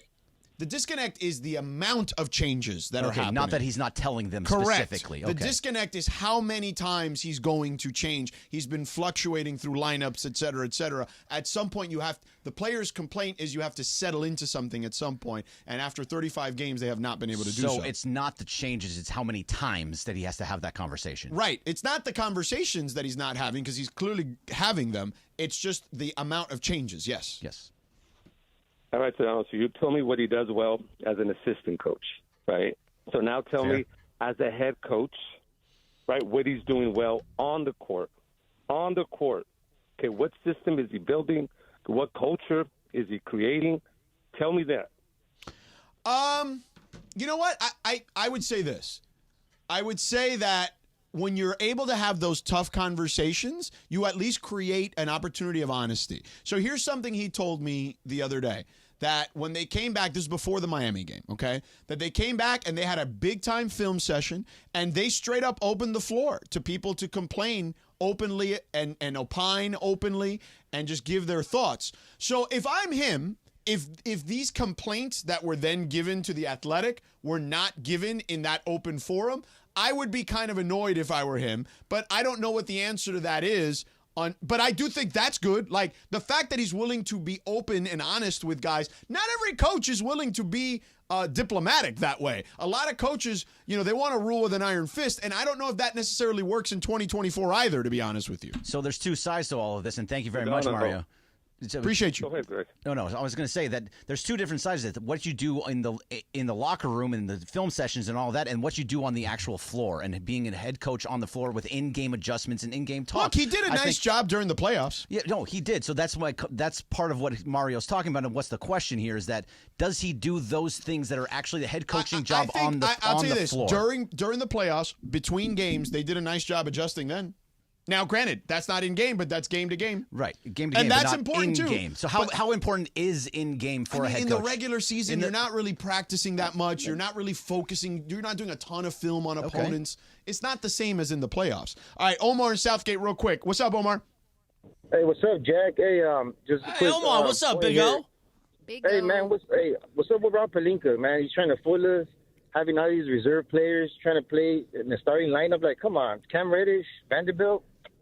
Like, every year the same thing, just putting Band-Aids on a wound that's never going to heal, man. Come on. Omar, by the way, Sliwa didn't reach out to you about, hitting up Sedano, like a little payback action, right? Because I know you take the action, but Sliwa didn't hit you up, did he? Whoa. What's going on here? Did I miss something or what? What's going on? Dang, Chris. You know, Chris always trying to start trouble. Hey, He does. I know, hey, but Always hey, trying to once start you see something. him, calms down and stuff like that. But hey, it's just Rob Pelinka. I'm getting tired of it. Like in the community, Big E's pointing it out. Like every year, like minimal moves. Like, come on, we're trying to win. We got LeBron, we got AD, and you're bringing in like, come on. Hey, Omar, Pelinka's been being praised over last year for all the moves he made at the trade deadline and what he did in the trade offseason. deadline. No, but what is that? What he is- was what is praised. that? Nothing. Yeah, Okay, great I moves would on paper, but like, Yeah, I'm with you, Omar. I would say that, again, it's why I say management has to take some of the blame, too.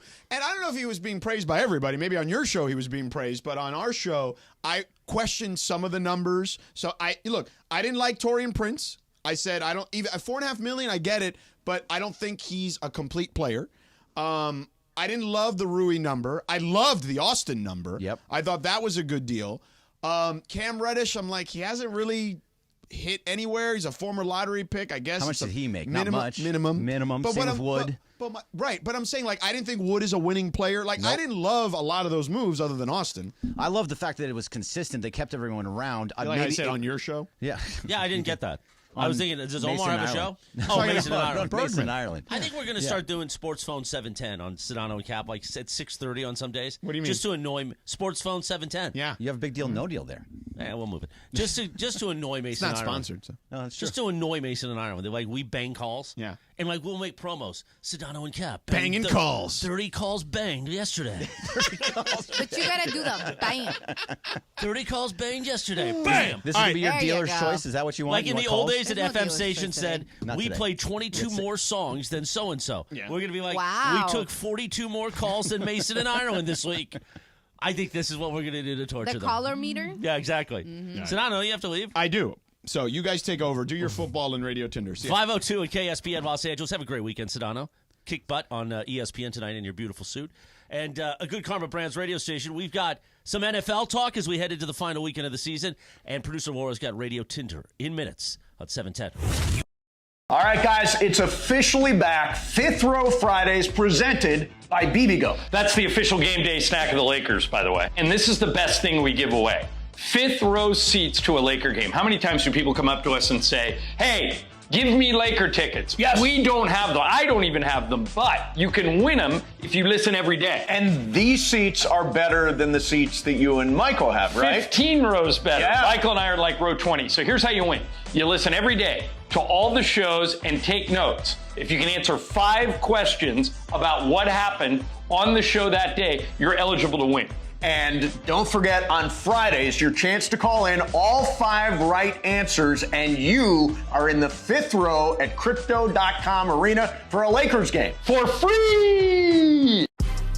Big news, Laker fans. John Ireland here. You can now stream every Lakers game on the ESPN LA app. Don't miss a second of the action with Michael Thompson and I on the call. Plus, all your live and local Lakers talk every day in the palm of your hand. You're one tap away from everything Lakers. You could even win Lakers tickets. Download the ESPN LA app. And bam! Download the ESPN LA app at the App Store and Google Play.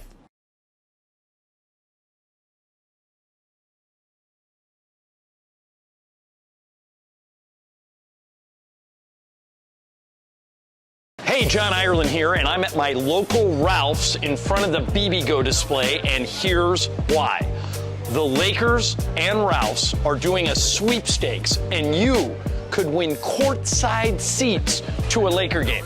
The question I get more than anything else is, how do I get in those courtside seats? This is how. You come to a local Ralph's, you spend at least $10 on Bibigo. Then you take your receipt and you send it to this web address. Lakers.com/Bibigo sweeps. That's Lakers.com/Bibigo sweeps. It's the contest runs from now through February 6th. So all you gotta do is go to Ralph's, get some Bibigo, and send in that receipt. Well, as long as I'm here. You can never have enough Bibigo.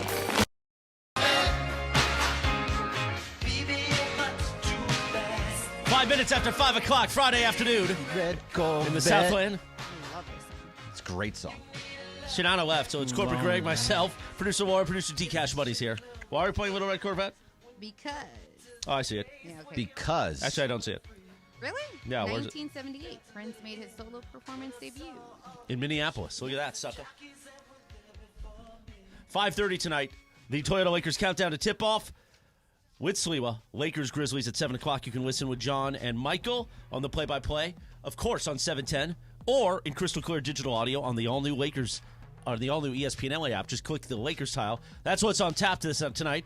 Thanks to Michelob Ultra. Michelob Ultra, 2.6 carbs, 95 calories. It's only worth it if you enjoy it. You know what you enjoy. Time for what you need to know. Oh, what's the Morongo billboard? Good times. Less than 90 minutes away from wherever you are. Morongo Resort Casino and Spa. I just was seeing it. Good times. Literally, it says brought to you by Morongo. I don't have the rundown in front of Good me. times. That's I don't have it. I don't have a rundown. Nobody has a rundown. Well, you guys should. I did it. Well, but who does that? You give it to us. The boys usually have a computer. I'm sorry. I have a computer. Okay. Well, I sent it. But I don't have a link. Oh, you weren't on my email. That's not me. Yeah. That's all right. So what do I need to know? All right. So Valentine's Day is approaching, and as you know, starts it's too close. Yeah, but like stores are already there. They should Stores be. are It's already New Year. capitalizing, you know? They're like, I'm like, bro, we haven't even finished New Year's, and you guys are already putting the sweetheart stuff out. And speaking of sweethearts, you know, usually you get those little candies, and it says, cuddle, I love you, or something cutesy like that so you can give to your partner. Well, they're trying to capitalize on the singles and the people that have situationships. They are literally coming out with a box specifically for people that have situationships. Don't bring that to me. Please. Thank you. I told Chris that would be for him. What do they but say he on likes the it. sweethearts? They're like blurred out messages and just like different little things. Like, don't text me after 5 p.m. Dang. That's when I'm with my. That's when I'm with my partner. I don't know. I thought it was like a cute little funny idea of you're single or you're, you know. Like only use DM vanish mode. I accidentally discovered that the other day. So I was swiping to try to see a message from one of our fans. What does actually, that do? And it switched. All of a sudden, the screen like went and it went Snapchat. dark. And it goes dark. And then the listener's like, "Why'd you go into vanish mode, Yeah. Jack?" I was like, "I'm sorry, I didn't know."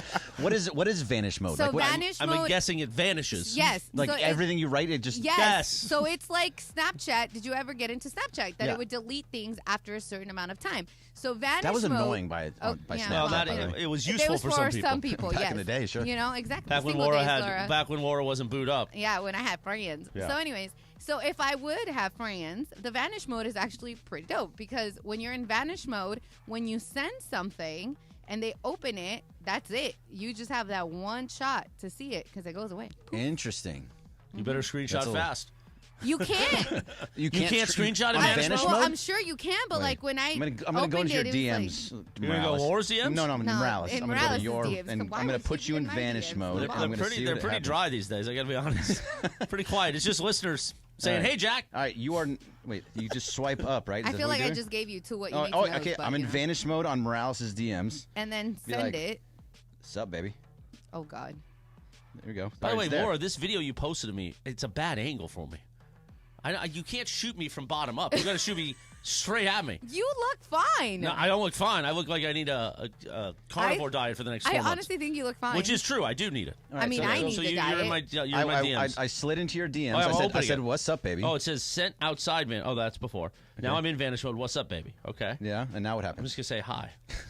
And then it goes away when you Then open it it. go- So I left, and I come back in. Uh-huh. Oh, there's Oh, yeah, nothing it's here. gone. It's gone. Yeah, see? Uh-huh. I didn't even see the hi because I already saw it. Yeah. Oh, wow. Game changer for the single people. If you didn't know, there's another way you need Yeah, to know. but if you're single, you're not worried about vanish mode because you No. don't care. well, But at the same sometimes. time, like, wouldn't you feel weird if someone's like putting you in vanish mode? Well, I don't want to be. I've never been put in vanish mode. I haven't been but put in vanish you know. mode yet. I haven't either, but it seemed like because I'd never. I obviously, accidentally have put people in vanish modes, and they're my friends. But DeAndre, No, you're like constantly in vanish mode, aren't you? I'm not actually. No, He's booed hella up. booed he's booed up. up. You're booed up. I His am booed up. girlfriend Oh, he's been wow. dating for Dude. 4 months. Her pictures on his phone. On your phone in 4 In his lock months. screen, Yes.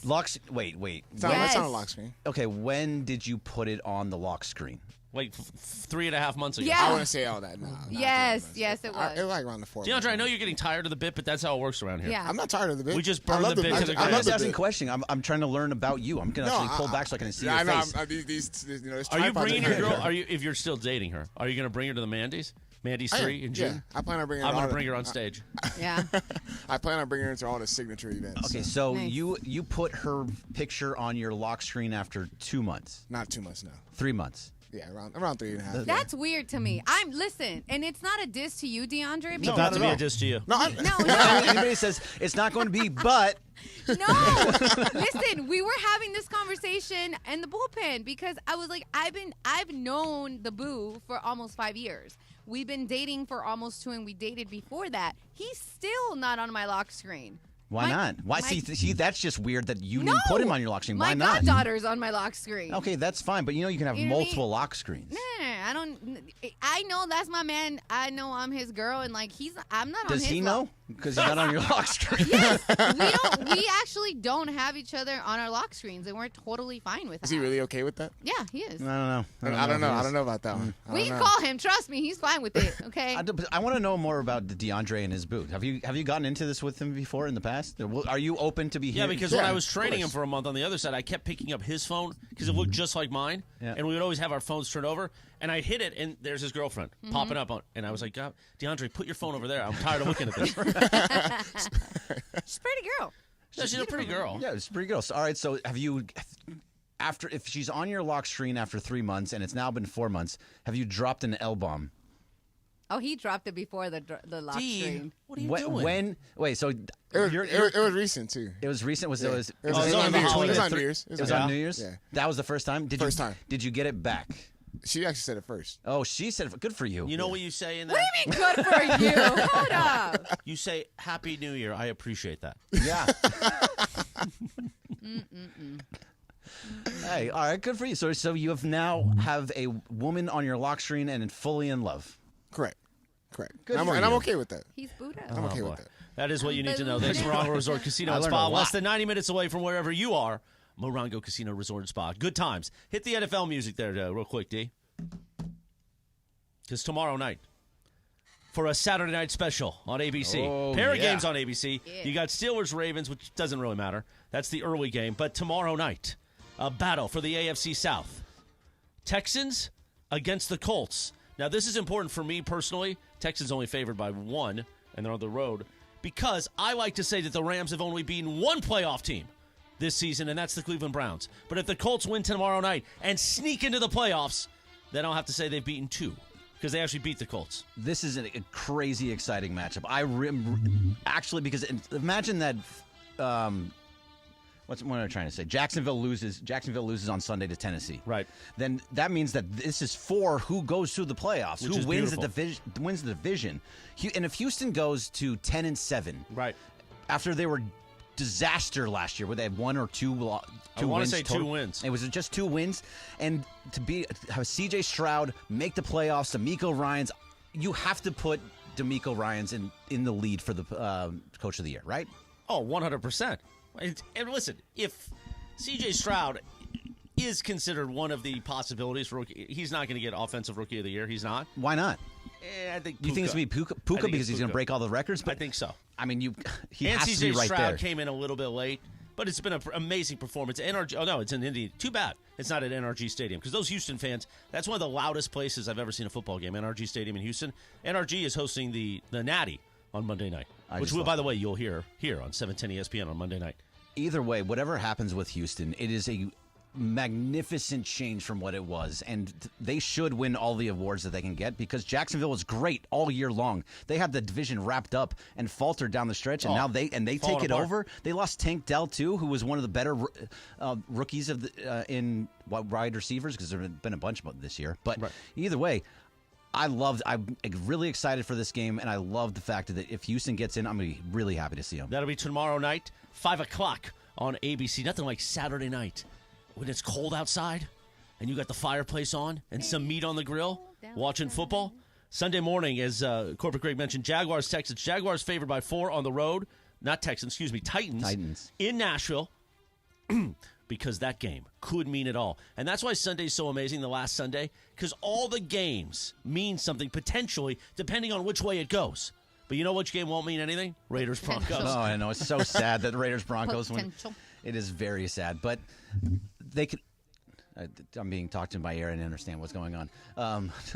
Thank you, Laura. Sorry, wrong person. I'm It's just okay. bleeping wrong over here. Jacksonville would be a massive destruction to fall off like that. But the Raiders, I want them to lose.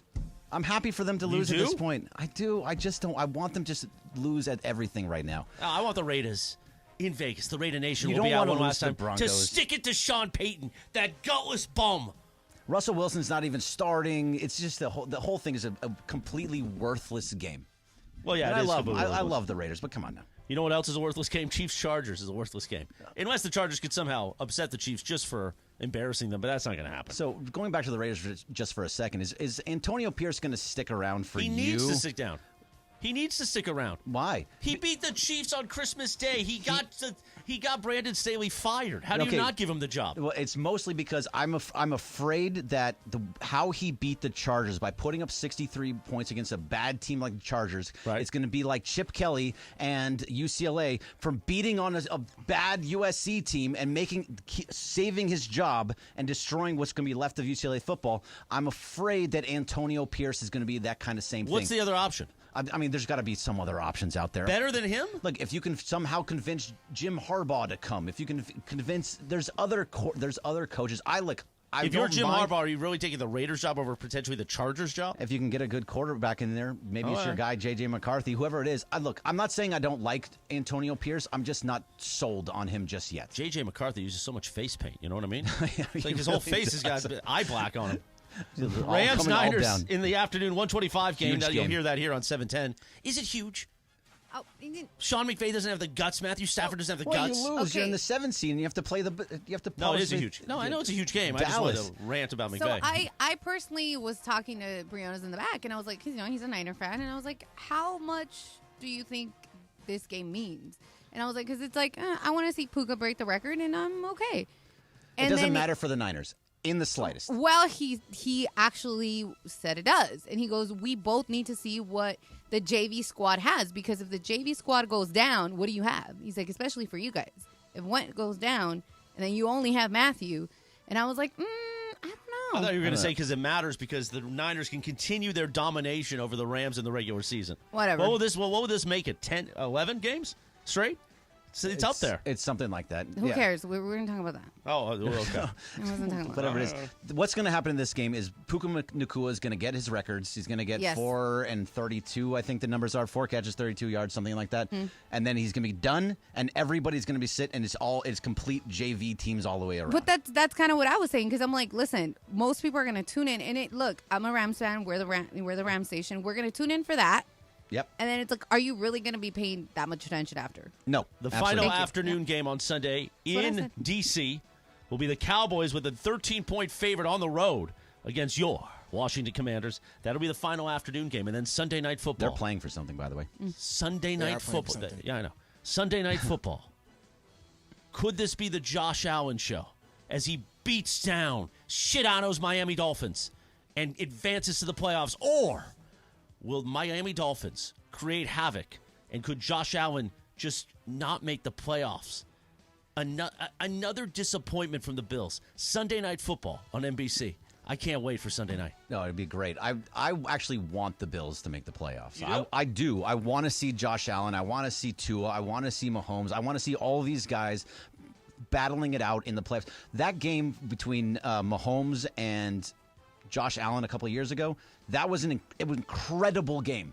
Amazing. Yeah, and guess what? Josh Allen and the Bills haven't been the same since. No, they really haven't. So I'd like to see it again. I want to see all the best players and all the best teams in the postseason. I think that the Bills are one of the best teams. And by the way, we'll recap it all Monday. It starts with Unsportsmanlike with Evan Canty and Michelle. Of course, Canty won a Super Bowl, so he knows football. Anyway, you could hear them starting at 6 a.m. Monday morning. They'll recap the entire Week 18, and all day long we'll be talking about, our Rams apologist, Travis and Mace, whether it's the 60s or 70s. Oh, my God, this game belongs to the Rams. Belongs to the Rams on Wild Card Weekend. That'll come up Monday.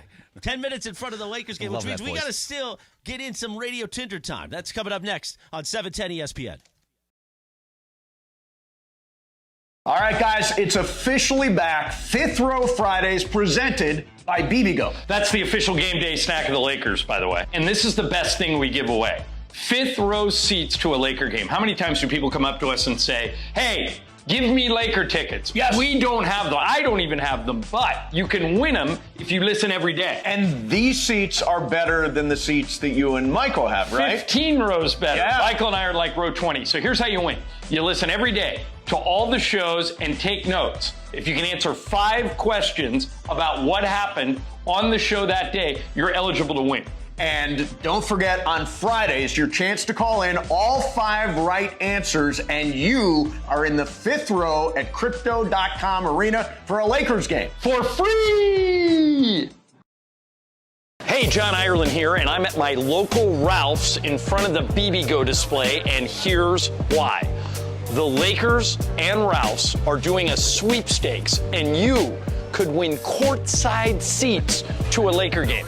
The question I get more than anything else is, how do I get in those courtside seats? This is how. You come to a local Ralph's, you spend at least $10 on Bibigo. Then you take your receipt and you send it to this web address, lakers.com/Bibigo sweeps. That's lakers.com/Bibigo sweeps. It's the contest runs from now through February 6th. So all you got to do is go to Ralph's, get some Bibigo, and send in that receipt. Well, as long as I'm here. You can never have enough Bibigo. Bibigo, the official game day snack of the Los Angeles Lakers.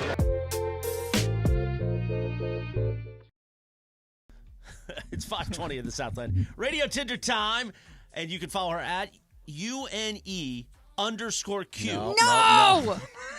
I was so close. So close. What Come is it? on now. Greg, do you know it? UNEEQ_. Yeah, UNEEQ_. I'll get it one day, Laura. You Sitting in for follow producer me. Lindsay Baseball. Laura's here with Radio Tinder. Don't forget our sponsor, Tequila Mandala. Always swipe right on Tequila Mandala, founded in the city of Downey, just like me. Take it away, Laura. Where was the TV theme song? No, we didn't do it. So Okay. we got Lakers basketball coming up in We 5 have minutes. a lot. We have a lot going on. It's okay. All right, guys, let's go with this one. So, IUDs for men have shown positive results in in early trials in Australia. Wait, what? IUDs for men. How do you do that? I'm not gonna. I will show you the picture. I'm not gonna go into detail, but essentially. Wait a minute, is it a pill? No. No, it's an IUD. It's an IUD. They gotta. So just imagine. Bam. Yeah, bam is the right term right there. Yeah. Yeah, no, thank you. I'm already out. No. Yeah, okay, Swipe left. I was gonna say that the testing. Okay, you don't even care about what the percentages swipe are. left. Swipe Nothing? left. I'm not Nothing? doing that. Okay. I'll swipe right. You guys didn't even let me get the question or any of it All in. right, go ahead. Greg's Well, like, ask the question. Whatever. Well, the question was, what do you prefer? Would you prefer the IUD versus a vasectomy? Swipe right or swipe left? Oh, well, that's which one's vasectomy and which one's The IUD? vasectomy, they Is that left or right? Is that one left or right? So Do I'll you just, prefer I one? won't swipe anything. I'll just say that Do I you would. prefer the IUD? I want the vasectomy. I want the vasectomy tomorrow. So I'm ready for a vasectomy. Really? Yeah, absolutely. Absolutely. I don't want another child. So you would rather get snipped and put something in? Hey, why? My daughter's lovely. Your daughter is. I was just I've never met her. Oh, I have met her a few times. So am I. Relax. Well, I guess I would do the other. I would do it just IUD? just to see how it feels, so I could tell the story. It's like a hard gel that goes in there. It's hard gel? Yeah. Well, they're gonna give me like a local, right? Yeah, local or general. Yeah. I mean, make me completely numb, please. Not just local. Can DeAndre be there when it gets done? Oh, Just to, God. to hold DeAndre, my what hand? about you? Just to hold my hand? Hold my I guess I don't know. I'll take the vasectomy. I guess. I feel like because that one is You don't more know? known, you guys are quick to jump on Well, the and that can vasectomy. always be reversed if you really needed it to. If The you decide, IUD too, Well, yeah, women yeah. have it. They could just take it out. Oh, yeah, I got you. Just saying, they probably instead of, I saw the needle and where it goes, they probably just suck it back out. Oh, see, you're talking about needles. Like, I'm just saying. vasectomies you can get reversed too. It's painful, but Yeah, I you can just get said that that. reversed. Oh, I heard I thought it's you were more. talking about. My I bad. heard it's more painful. Looked at my phone for a second. You know? Pulled a Sedano. All right, well, that one didn't hit well. I thought it was going to hit better with the guys, but I guess not. I couldn't even get the whole thing out. Anyways, so I Zendaya, it's okay, Greg. Listen, I would be very delicate about my situation too, so it's okay. All right. Zendaya unfollowed everyone, including her man, Tom Holland, on Instagram. Many are speculating that it's because she wants to start 2024 with a clean slate. Other people are saying, no. She has a new movie coming out and it's part of a promotional stunt. The new movie is called Challengers and it's a tennis-inspired movie.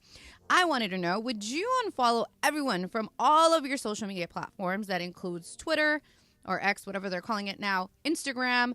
I don't think you have a way to unfollow people on Facebook, and I don't think people use that. So we're going to stick to those two, or TikTok to promote something new. Again, everybody has to get unfollowed. If you follow your boss, your significant other, everybody, you got to go 0. Would you do it? Swipe left or swipe right? I'm going to go with Chris first. Is there a button that you can just unfollow everybody, or do I have to go individually? I think you have to go individually. Yeah, I'm swiping left. That takes a lot of time. What about you, Greg? He's right. It takes a lot of time, but I'll just delete everything. Just get rid of it. Like, you can get rid of my Twitter. You can get rid of my Instagram. Not now, but like if it's for a publicity stunt, yeah, we'll do it, Okay. and then I'll start it back up again. I think it's people were like saying like, oh, what happened with her and her man? Like, why is she unfollowing? You know, so it gets people buzzed. Yeah, she wants that, but they're not going anywhere. No, they're so cute. They're very nice together. They're super cute. Don't What you about agree, you, DeAndre? Nah, I don't agree. I swipe left. Yeah, I just don't want to go through, one by one. That's following a lot. everybody. That is a lot. I want She had like a lot of people she was following. I was like, girl, I mean, she paid somebody. She ain't gonna sit there doing it. Thank you, Radio Tinder, made possible by our friends at Tequila Mandala. Life-changing tequila. Get yourself a bottle. Enjoy the weekend, okay? Make sure you tell them at the counter, I want Tequila Mandala, because sometimes they got to lock up the extra añejo. Well, Corporate Greg, time for the weekend. Time for Lakers basketball with Saliwa. The Toyota Lakers countdown to tip-off coming up 7 o'clock. John and Michael have your play-by-play Lakers Grizzlies right here. Laura, great job as always. Producer D. Cappy's back Monday Excited for that. 4 o'clock, and we'll get ready for the national championship game. Washington against those stinking Michigan Wolverines. We'll see you Monday. Have a beautiful weekend.